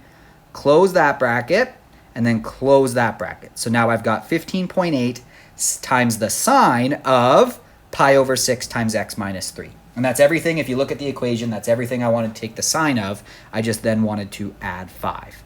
Now, if I graph this, I have a feeling it's not going to look great. It's actually not terrible, right? But you can see we can't really see the whole function, okay? So we've got options here. There is something built in on your calculator called trig zoom. So if you go to zoom and then option 7, zoom trig, do you see it there? What it kind of does is naturally give you window settings that make sense for a trigonometric function. However, when I say make sense for a trigonometric function, the calculator does it based on like y equals cos x or y equals sine x. Well, that's not what we have. We have a highly transformed y equals sine x here, right? So you can see that zoom trig is great if you're just dealing with like a y equals sine x or a y equals cos x type thing. But as soon as we're like multiplying that by 15.8, adding 5 to it, those window settings stop making a ton of sense, okay? So instead of that, let me just clear that. I'm just going to set our window settings back to normal so we can think about what it would normally look like starting out.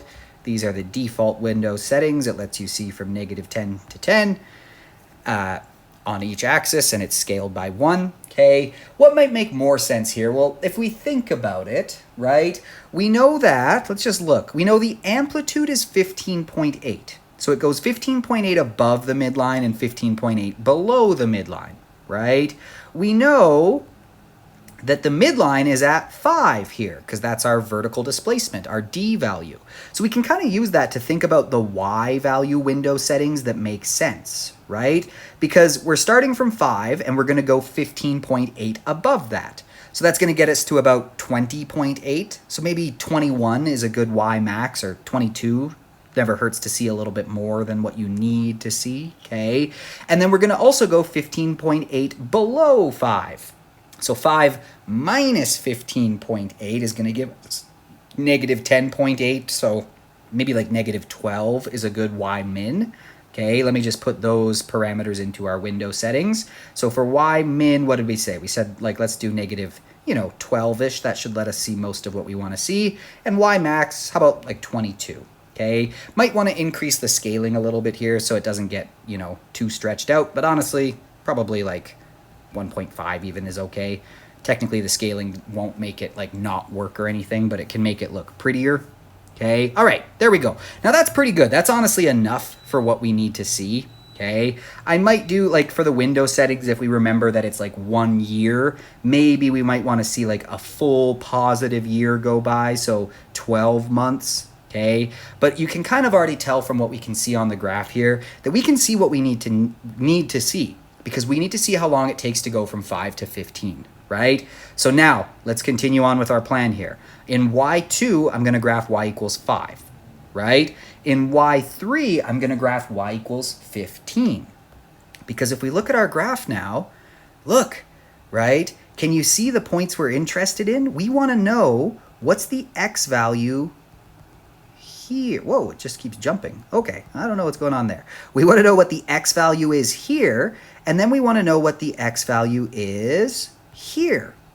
Because if we can find the difference between those two, what we're finding is how much time has actually gone by. So to do that, we'll go second, trace, okay? And we want to know, where does our main trig graph intersect? So I did option 5 there. That was again second, trace, option 5, intersect. I want to know, where does my blue function there, the trig function, intersect with this function, y equals 5. So all I did there was second trace, intersect. It says first curve. That's basically just asking us, is this one of the ones that you're interested in, where it intersects with something? And we are, right? We want to know where that one intersects with the red one. So I'm going to hit enter here, and then notice it's going to jump to another curve. And it says second curve, question mark. What it's saying is, okay, so I know you're looking for where that blue one intersects with something. Is that something this one? That's what it's asking, right? And yes, it is that one, right? I want the red one, so I can hit enter. And now it says guess. When it says guess, notice they intersect multiple times. So it's saying like, okay, tell me roughly where I'm looking. Because if I want it to find that intersection, I should move the cursor close to that one. But I don't. I want it to find this one here, because I want it to be increasing from 5 to 15, remember? Right? I could find the time it takes to decrease from 15 to 5, but that's not what the question asks. So I'm going to pick this as like my initial. And there we go. It told me the intersection. So when y is 5 on my blue curve, x is 3, right? The trig value, when the trig function has a value of 5, it happens when x is 3. So 3 months after January 1st, according to what the question said. So we would write that down, okay? So the temperature is 5 degrees first when 3 months have gone by from January 1st. X is 3. Now we just got to do the same thing for the other one. So here we go. Second, trace, intersect, first curve. Okay, I can see the cursors on the trig function, so that's good. I do want to know an intersection of that one. So I'm going to hit enter.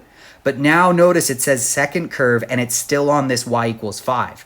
That's no longer what we want. Okay, so we're not going to hit enter here because we want it to tell us where it intersects with y equals 15. That's the black curve there. So I need to hit up or down to cycle through the curves, right? Left and right just moves me along the curve I'm looking at. To actually jump to another curve, I have to hit up.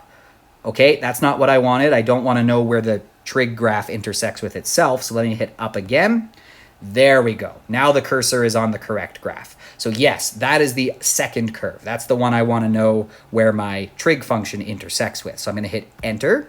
It's going to say guess. I just need to be close-ish to the intersection point I'm actually interested in. Really, I just need it to be the closest intersection because that's what my calculator is going to do. It's going to find the closest intersection to where our cursor is. That's pretty good. So I'll hit enter one more time. And there we go. This one, the intersection happens at the point, see there? X is 4.3088416 in the bottom left of the window there. So on the trig function, when X is 4.3088, Y will be 15. So that means the temperature first reaches 15 degrees after 4.3 months have gone by. So what did we learn? We learned that, it reaches 5 degrees Celsius when X, right, when our time is 3 months. It was exactly 3. There was no decimal on that one. Then it reaches 15 degrees Celsius when 4.309 months, right? So again, T is the time in months after January 1st. So it will be 5 degrees 3 months after January 1st, and then it will finally be 15 degrees 4.3 months after January 1st. But it asked us, how long does it take to go from 5 to 15? Well, what's the difference between 4.3 months and 3 months? That'll tell us, right? So the time it takes to go from 5 to 15 is just going to be 4.309 minus 3, which is 1.309, but it asked to the nearest tenth, so 1.3 months, right? That's what we've just found, right? Notice again, that's the plan we just did. We figured out, okay, what's the x-coordinate of this by finding that intersection? Told us x was 4.3 there. What's the x-coordinate of this? We figured out it was 3 by finding the coordinates of that point using that second trace, option 5, intersect. And then we subtracted those two to figure out, okay, how much time actually went by then? And so we got 1.3 months, option A for this question. Okay, all right. So this one is not like a real life context question, but it does put together all those ideas we've been talking about with A, B, C, and D. So go ahead, take a little practice break, a little break from my voice, try out some questions. Again, at the very least, do this one while it's fresh in your brain, but I would encourage you to try a couple more, get comfortable with this stuff, and maybe even try out some context problems. And then we'll do another real life example here, and then we just have to talk about the tangent function, and that will be it. All right, so a nail is caught in the tread of a rotating tire at point N. So a lot like a Ferris wheel, really, right? The tire has a diameter of 50 centimeters. Okay, let's just add that in. The diameter of the tire is 50 centimeters. You can already kind of see, okay, that's kind of telling me about the distance between max and min, and therefore we can kind of use it to figure out our midline and also our amplitude. So that'll be good to know. And it makes 10 full revolutions each minute. Okay, what's that telling us about? If it does 10 full cycles each minute, what can we use that to figure out? We can probably use it to figure out B, right? Because we know that B is related to the period, and the period is the time, well, in the case where x-axis is time, which is what it's saying here, right? The period is the time it takes to complete one full revolution then, right? The x distance it takes to do one full cycle, okay? So be careful though. This is 10 full revolutions. The period is to do one cycle, right? Period is not the x distance to do 10 cycles, but we can definitely use this to figure out what the period is, right? How long does it take to just do one cycle? If it does 10 in a minute, right? Well, if it does 10 per minute, well, the period is just going to be 1/10 of a minute, right? If it does 10 full cycles in a minute, then in 1/10 of a minute, it does one cycle. Period is 1/10 of 1 minute. So take 0.1 minutes, that's 1/10 of a minute, but looking ahead here, it wants function of time in seconds. So that's kind of nice anyway, because, 0.1 minutes is kind of awkward. But if we just take 1 minute, which is 60 seconds, and divide it by 10, it does one full cycle in 6 seconds, right? Makes sense. If it does one cycle in 6 seconds, sure enough, it would do 10 cycles in 60 seconds, or 1 minute. 6 seconds is 1 period. Okay. And it wants us to determine an equation of the height of the nail as a function of time in seconds. So we're trying to figure out h of t, and very important there, t should be measured in seconds, right? That changes our equation based on like how we're modeling the time here, but it said time should be measured in seconds for this equation.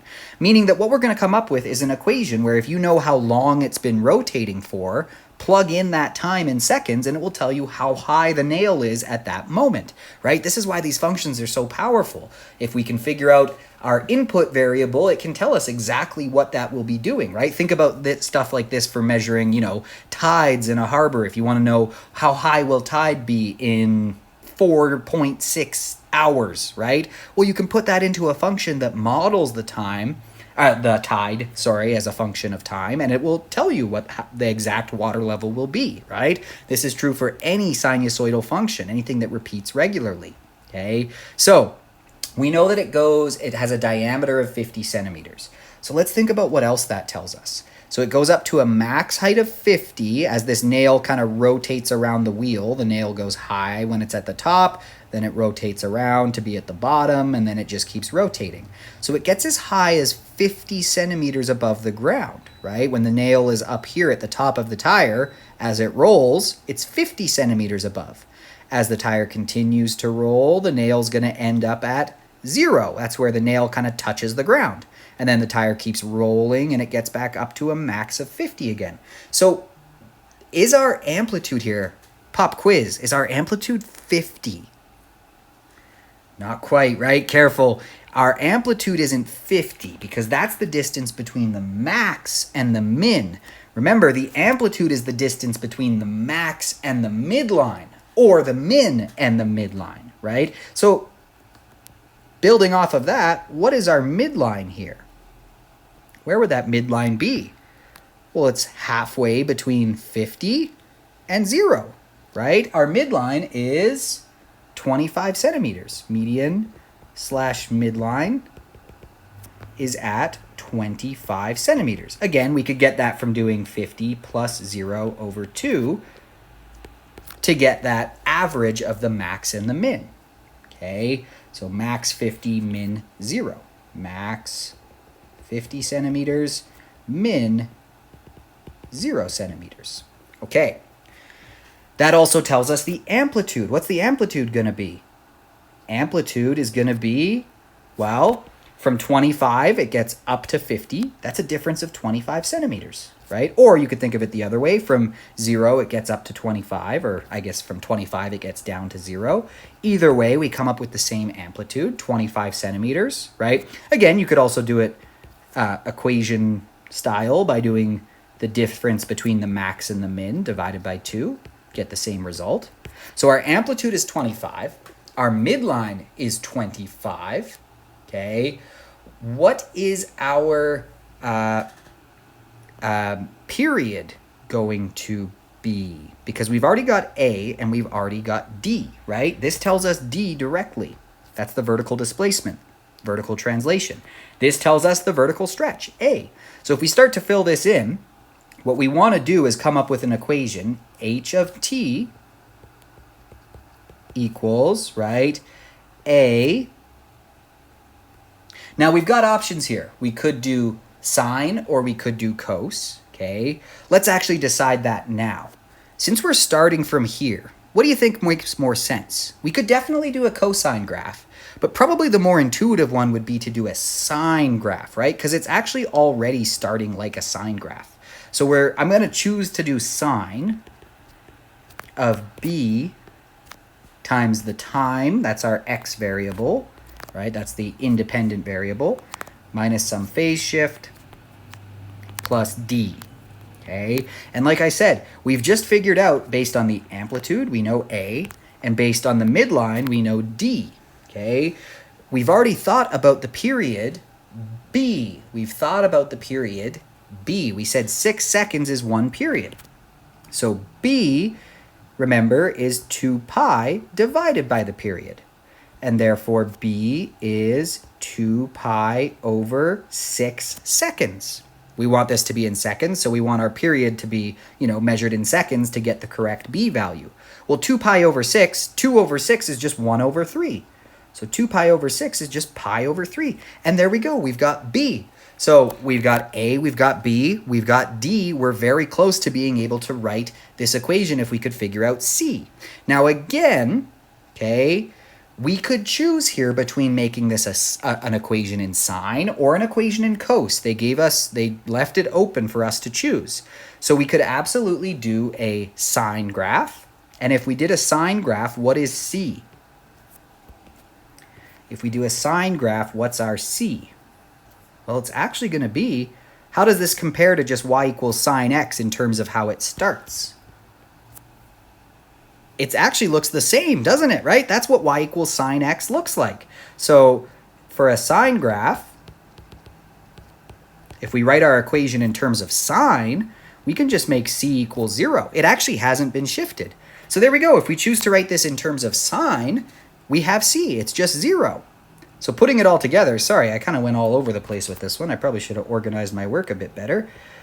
The height as a function of time will be a amplitude, which we said was 25 centimeters, so 25, times the sine of our b, which we worked out, the horizontal phase shift is just pi over 3. Sorry, not the horizontal phase shift, the horizontal stretch. Pi over 3 times t minus c, but c is 0. So it's just going to be t minus 0, so we can just say pi over 3 times t, plus our vertical displacement that we got from the midline, which we said was also at 25 centimeters, so plus 25. And there we go. We wrote the equation in terms of sine there. That is a totally valid equation to model the height of this nail as time goes on if we measure time in seconds, right? So now if I asked you, how high will the nail be after 70 seconds, right? That's really hard to think about if you're just doing, looking at this and trying to figure it out. But with this function now that we've written based on the characteristics of this situation, all we would have to do would be put in 70 for time and calculate. We could figure out exactly at that moment in time how high the nail would be above the ground. Isn't that cool? Alrighty, and the last thing we have to talk about here is the tangent function. Okay, you've probably been saying this whole time, what about tan? We're doing all these sine and cos. Well, tan looks a little bit different than sine and cos. It doesn't have this nice wavy shape for reasons that make a ton of sense when you think about what tan does as we rotate from 0 to 360. Right? Because unlike sine and cos, it's not just going from, 0 to 1 to 0 to -1 to 0 to 1. That was for sine, right? For cos, it would be, from 1 to 0 to -1 to 0 to 1 again. Okay? It's not just doing that nice 1 to -1 to 1 to -1. Tan behaves a little bit differently because there are points on this graph, or as we rotate, I should say, where tan actually becomes undefined. Right? If we think about rotating through 360 degrees for tan, it goes from, 0 here to undefined, to 0 again to undefined. So we can kind of see that the behavior of tan is going to be a little bit weirder, right? Maybe not weirder, maybe that's not nice to say about tan, but it's not going to be this nice wavy shape that we've been seeing with sine and cos, because tan theta is y over x, right? And there are places where x is 0, and therefore it's 1 over 0 becoming undefined, okay? So it has the following values at the quadrantal angles, okay? We looked at this yesterday, or in the previous lesson when talking about the trigonometric ratios all the way around the unit circle, okay?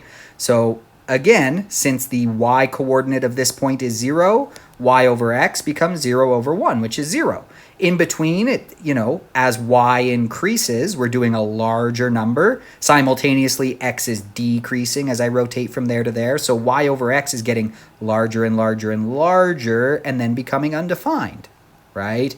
As I go here, y now shrinks, so it gets smaller and smaller and smaller, becoming 0, and then gets larger and larger in size anyway. It's become, because y is negative now, so we get a larger and larger answer. However, x is negative, so tan becomes larger and larger and larger. But then at this point here, x is 0, so we get something undefined.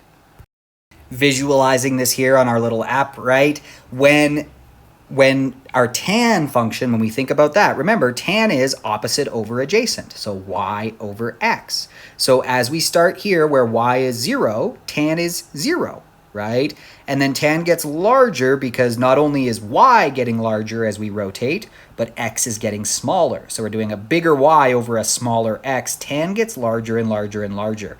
If you keep your eyes on the left side of the screen there, look, tan has become like 5. It gets much bigger than just 1, right? Because y is allowed to be a lot bigger than x, right? Versus for sine and cos, where you can't have an opposite or an adjacent that's larger than the hypotenuse. You can have an opposite that's much larger than your adjacent. So the tan ratio can definitely be bigger than 1, right? Notice it's getting large, very large. It's up to 38, 57, 114. The tan ratio can get very big. And I'm trying to get it here. It says it's infinity, okay, but really that's just this thing's calculator not knowing what to do when we divide by 0. It does, though. It approaches infinity, right? Because x is approaching 0 here. X is approaching 0. So as x approaches 0, y over x approaches infinity, right? And then on the other side of that 90-degree rotation, y shrinks, so the value of tan shrinks. Notice tan is negative, though, right? Tan is negative because y over x, well, y is positive, x is negative. We're in quadrant 2. We would expect tan to be negative here, but it's getting smaller and smaller and smaller, becoming 0 at 180 because y is 0 at 180, right? Opposite over adjacent has become 0 over 1, so it's 0. Then as we go here, tan is now positive again because y is negative, but so is x, right? And same thing happens. Look what's happening to x, adjacent. It's approaching 0. So what is y over x going to approach as x approaches 0? We're dividing by something that's getting closer and closer to 0. We're going to get a larger and larger result. It's going to approach infinity and then become undefined at 270, where x actually is 0, because now we'd be dividing by 0. Right? And then this cycle repeats itself. So I'm going to show you the graph of tan theta. We'll talk about the details here in a second. See what I mean? Doesn't it look a lot funkier than our sine and cos graphs, right? And that's what we see happening. Look, right? As we approach 90, x is approaching 0. And so the graph y over x is getting larger and larger. Look, it's shooting up to larger and larger values. It's approaching infinity. And then at exactly 90 degrees, look what we have. We have an asymptote. Because for y equals tan x, we actually can't make x 0. Or sorry, we can't make x 90 because tan of 90 would require us to divide by 0, right? Tan of 90 is 1 over 0. So the angle can't actually be 90 if we're trying to graph y equals tan of the angle, right? At 180, so now it's negative. You can see it's a negative tan function. If you look down on the graph there, the y value is negative for y equals tan x, but it's getting closer to 0 because the y value, the opposite, is approaching 0. So opposite over adjacent approaches 0. Reaches 0 there and then becomes positive, because now both opposite and adjacent, y over x, is negative, right? So negative over negative gives us a positive. That shoots off towards infinity as the ratio of y to x becomes larger and larger and larger. But then as x approaches 0, it approaches infinity. And when x actually is 0 at 270, we get an asymptote for y equals tan x, the graph at the bottom there. Okay, and so that's why we see those features. So if we want to think about graphing y equals tan x, then we can get the following points. When y equals tan x, if we want to graph that, where x is now the angle that we're taking the tan of, right? Don't confuse those y's and x's for these y's and x's. This is saying what is the tan ratios as you rotate through and think about reference triangles with, you know, a y value and an x value, okay? This is saying, what if you figure out all those tan ratios and then say y is equal to tan of x being the angle that you've rotated through. So when the angle is 0, tan is 0 because 0 over 1 is 0, right? When x is 90, we're taking the tan of 90 to get our y value. But tan of 90 is undefined because of this fact, right?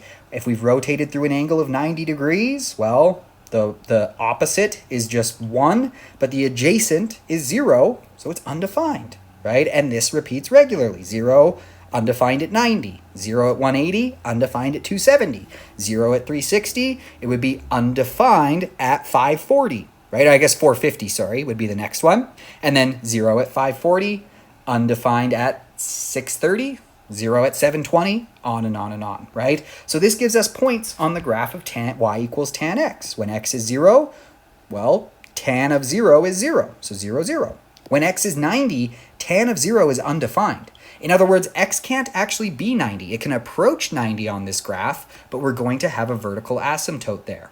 Tan x shoots off to infinity as x approaches 90 because tan of 90 is undefined, right? As x approaches 90, as the angle approaches 90 degrees, adjacent is approaching 0. So we're approaching dividing by 0, and that's why it shoots off to infinity, okay? So we'll talk here about something important that's going to come back for us a lot of times in the future lessons 4 and 5, but we're going to introduce this concept now, and it makes a ton of sense when you think about it. Remember that for points x, y along the unit circle, if they're along the unit circle, we know that the x-coordinate of that point is just the cosine of the angle we rotated through where its terminal arm goes through that point. And the y-coordinate is just sine theta. Again, that comes from the fact that on the unit circle, r is just 1. So if I have some point here, some point pxy, right? Well, it has this as its x value, this as its y value, okay, for purposes of ratios. But think about it. Again, if this is my theta, if this is the angle here, then the sine of theta, sine theta, is just y over r. But r is 1. So that's why sine theta, if the point that's on the terminal arm of our angle intersects with the unit circle, then sine theta is just opposite over hypotenuse, y over 1, which is just y. So whatever the y-coordinate of this point is just sine of that angle theta. Similar logic for cos theta. Cos theta is x over r, but that's just x over 1 if the point is on the unit circle, giving us x. So that's why if there's a point on the terminal arm of our angle that intersects with the unit circle, well then the x-coordinate of that point is just the cosine of that angle. The y-coordinate is just the sine of that angle. Think about what this means for tan, though, which we haven't really talked about yet. If the point is on our unit circle, then the tan of theta will just be, and it actually doesn't even need to be on the unit circle for this to be true, tan theta is just going to be y over x, like always, right? Y over x. But y is sine of theta, as we just showed, right? And cos is just, x is just cos of theta. And this gives us a pretty interesting fact, that tan theta is actually equivalent for any angle. Taking the tangent of that angle will give you the same thing as taking the sine and dividing it by the cos of that angle. This is actually one of our trigonometric identities that we're going to use in future lessons, okay? So the tan of any angle is equivalent to the sine of that angle over the cos of the angle. We can even just prove that, look this way. Can we prove that that's true? Does tan theta equals, well, sine theta is y over r, cos theta is x over r, right? So this is y over r. Dividing by a fraction is the same as multiplying by its reciprocal. So dividing by x over r is the same as multiplying by r over x. And look at that. R over r is just 1. So it's true, right? Tan theta is y over x. And we got that from saying, could tan theta be sine over cos, right? And it worked out. It gave us y over x, right? Even just going back to like grade 9, 10 trigonometry, where we say we know tan theta, right, is opposite over adjacent.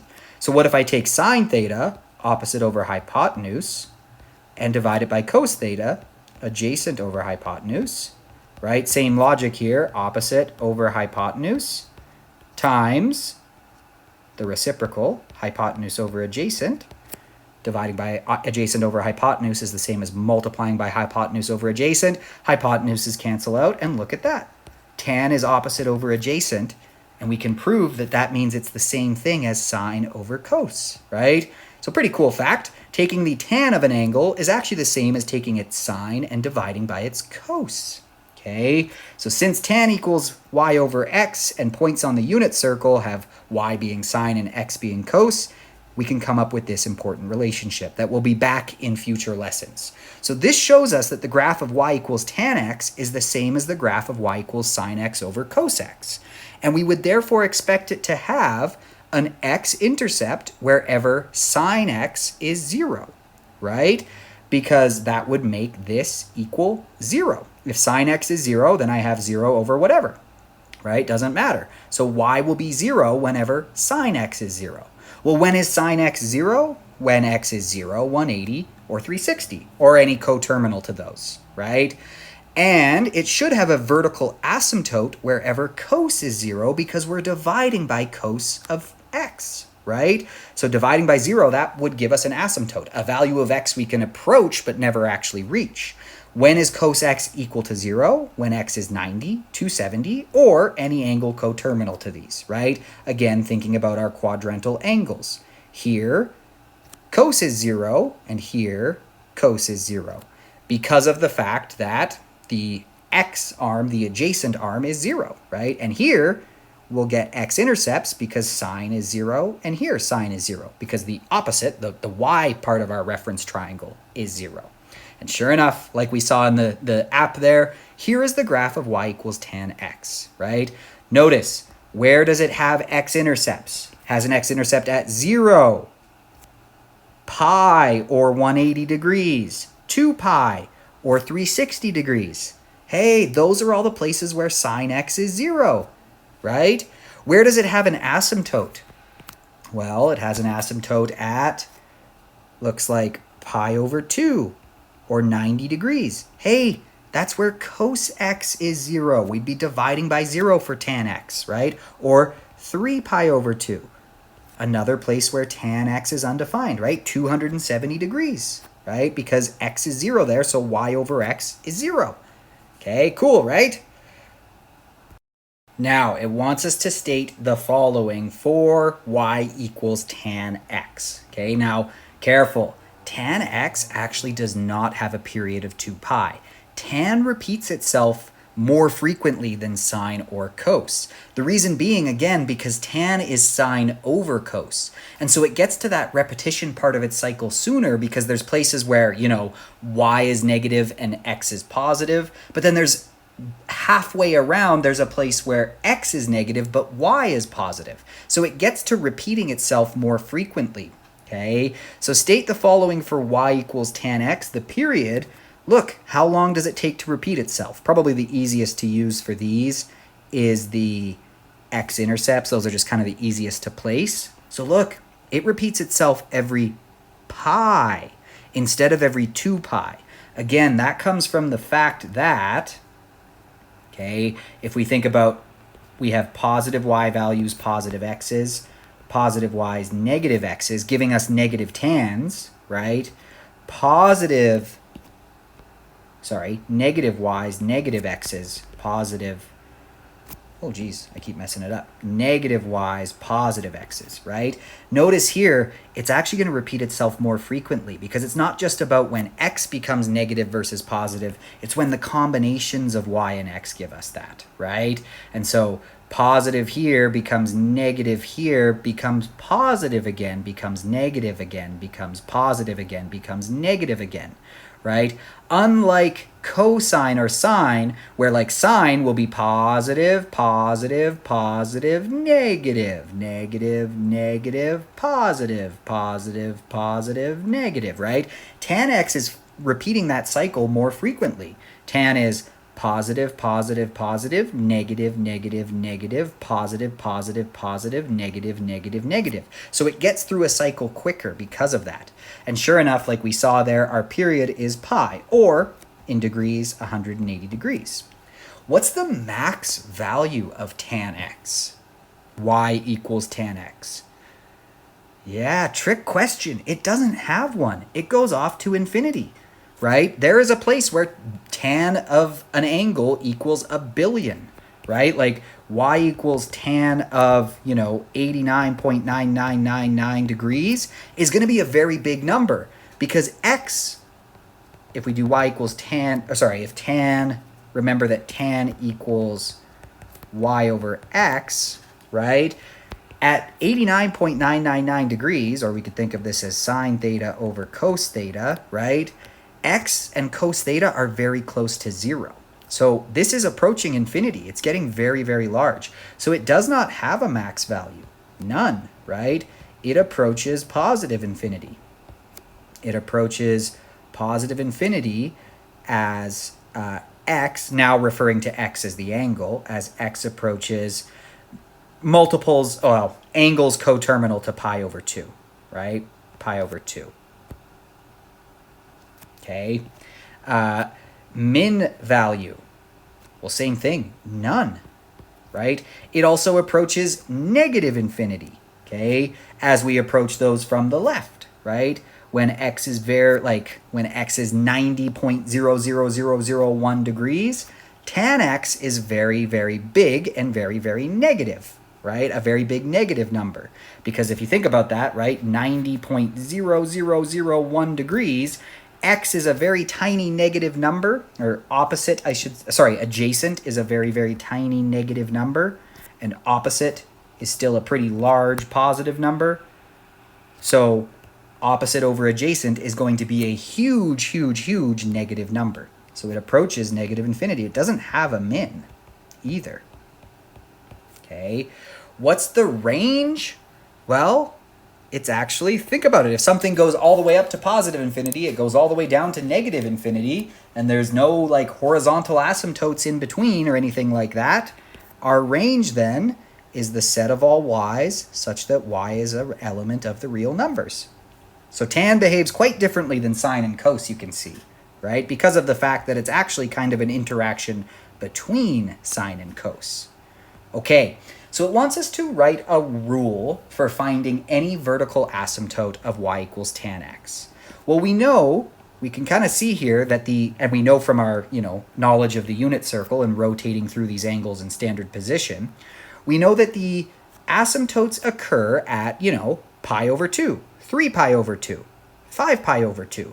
Or if you prefer degrees, right, 90, 270, 450, right? And they repeat like that regularly. Okay, so can we come up with a way to catch all of them, right? Again, every time, where does tan become undefined? It becomes undefined whenever our x, the adjacent side, is 0, right? So here, here, right? So let's think about that. Happens for the first time at 90 degrees, then at 180 degrees, then at 450, then at 630, right? We're just adding, starting from 90, we just need to do half rotations from there, right? 90 plus 180, then do another 180, then do another 180. And if you keep adding 180s, you're always going to get a tan that's undefined, okay? So that's how we could write this rule. Write a rule for finding a vertical asymptote of y equals tan x. Well, they occur every 180 degrees starting from, not starting from 0, but starting from 90 degrees, right? Starting from 90 degrees, they occur in 180 degree intervals, right? Or, right, we could say every pi rad starting from pi over 2 rad, okay? So think about that, right? There will be a vertical asymptote then at, let's say, x equals pi over 2, and we want to write a rule for figuring out all of them. Well, we just know that every vertical asymptote is separated by 180 or pi, right? So start from pi over 2, add pi, you get another vertical asymptote. Add pi, you get another vertical asymptote. Or starting from pi over 2, subtract pi to negative pi over 2, and you get another vertical asymptote. So what we can say is just take 90 degrees, or pi over 2, and add integer multiples of 180. So we could say plus n pi, where n is an element of the integers. Meaning that if you're at 90 degrees and you keep adding 180s, right? Or if you're at pi over 2 radians and you keep adding pi radians, you'll just get to the next vertical asymptote, okay? Or subtracting those, okay? We could also say, or x equals 90 plus 180 n, where n is an integer. That would be the same general rule, but in terms of degrees instead of radians. Okay, now it wants us to do something similar for every x-intercept. So again, find an x-intercept, and since this is periodic, if we add periods, we'll get to the next intercept, right? Or if we subtract them. So we know the x-intercepts occur when sine is 0, because tan is sine over cos, right? Or alternatively, where as we rotate around this circle, wherever the opposite side, the y-coordinate of the point on the terminal arm, is 0, right? Y over x becomes 0 over x wherever that opposite y is 0. So taking a look here, one at 0, another one at pi, another one at 2 pi, right? We're just adding the period of tan to one x-intercept to find another one. Because if it's got an x-intercept here and it repeats itself every pi radians, then there should be one every pi radians starting from 0, right? So they occur, we can see, right? These occur in 180 degree intervals starting from 0 degrees, right? Starting from 0, they occur every 180 after that, okay? And again, that makes sense because that's what sine x does as well. Sine becomes 0 every 180 degrees, right? It's 0 at 0, then it's 0 at 180. Then it's 0 at 360, then it's 0 at 540. And since tan is just sine over cos, wherever sine is 0, tan will be 0, okay? So our x-intercepts are going to be at, 0, 180, 360, 540. So they'll occur whenever x is 0 degrees plus multiples of 180, integer multiples. Right? You could say 0 plus if you want, but that's just the same as 180n, right? Or in radians, just multiples of pi. Whoops. I should be emphasizing here for both of those where n is an integer. Okay. All right. So last note here, and then one example, and we are done. But you can probably guess, just like y equals sine x and y equals cos x, we can transform y equals tan x, okay? All the ideas are the exact same. We don't have to go through any other, thinking about it much more than that. But it is very important to note when dealing with tan, remember, the period is not 2 pi or 360. It's pi or 180, right? This is repeating itself not every 2 pi radians. 2 pi, it's already done 2 full cycles, right? This repeats itself every pi radians, okay? So that means we have to think about the b stuff slightly differently. I mean, not even really think about it differently, just realize that there's a different number involved, okay? The relationship between b and the period is still the same. Period still equals pi over b, okay? Well, period still equals, the original period over b, okay? But we need to use our different base period. So for tan functions, instead of taking 2 pi and dividing it by b, because 2 pi is no longer our period for y equals tan x, right? Pi is. So if we've transformed a tan function and we want to know what the horizontal stretch is, we need to take, well, tan's period, pi, and multiply it by 1 over b. So it's the same logic, it's just that we're starting with a different period for tan x than we are for sine or cos x. Okay, let's try out this one, and then we are done. All right, so it wants us to determine the period of y equals tan 3x. So our base graph here that we're kind of comparing to would be y equals tan x. What's different here? We've got a b of 3, right? So this is like y equals tan x, but horizontally stretched by a factor of 1/3. So what's that going to do to the period? Every x value gets multiplied by 1/3. Since the period is, the x distance traveled before repeating itself, we need to take tan x's period and multiply it by 1/3, right? So our period just equals pi over b, and our b is 3. So our period is pi over 3 radians, okay? Or if you want to do it in degrees, you could do 180 over 3. Our period is 60 degrees. So y equals tan 3x is going to repeat itself every 60 degrees instead of y equals tan x, which would repeat itself every 180 degrees. Okay, now it wants us to determine an expression for finding all vertical asymptotes of y equals tan 3x. Okay, so let's think about that. We know that y equals tan x, right? Its first vertical asymptote, starting from 0 and moving to the right, is at 90. That's the first place where tan x becomes undefined, right? Or pi over 2. Y equals tan x has VAs at x equals pi over 2, and then another one every time a period goes by. So for tan x, that's every pi n radians, right? Add pi n to pi over 2, and you get another vertical asymptote, okay? But this one, every x value, right, here,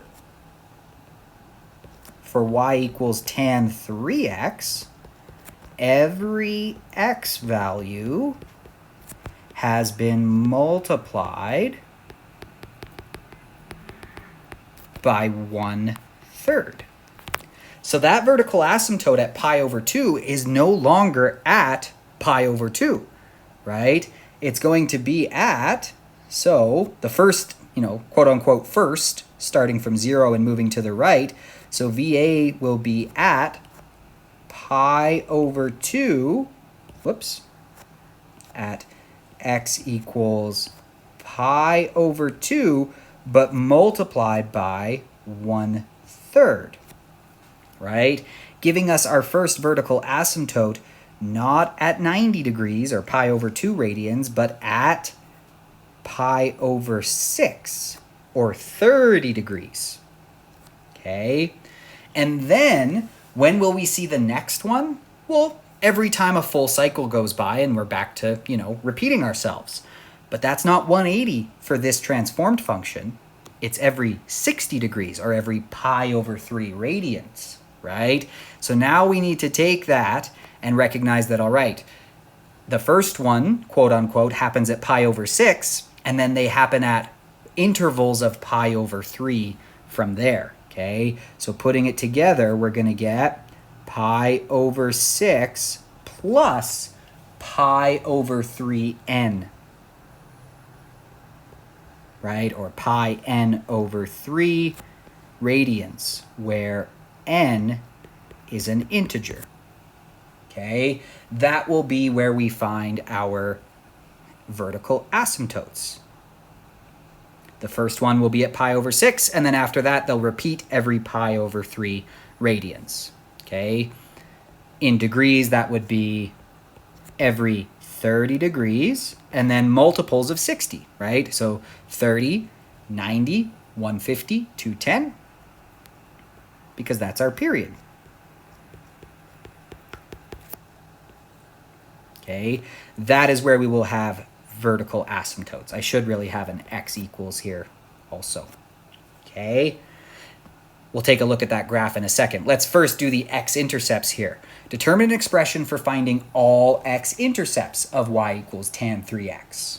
Okay, well, again, we know that y equals tan x has a x-intercept at 0, right, when x is 0, okay? Now, is that going to be changed by the fact that we've applied a horizontal stretch? No, right, because 1/3 times 0 is still 0. So y equals tan x has x int at x equals 0, right? This is invariant to the horizontal stretch because 0 times 1 over b is still 0. Which means we know that y equals tan of 3x will also have an x-intercept at 0, right? So y equals tan of 3x also has x-intercept at x equals 0.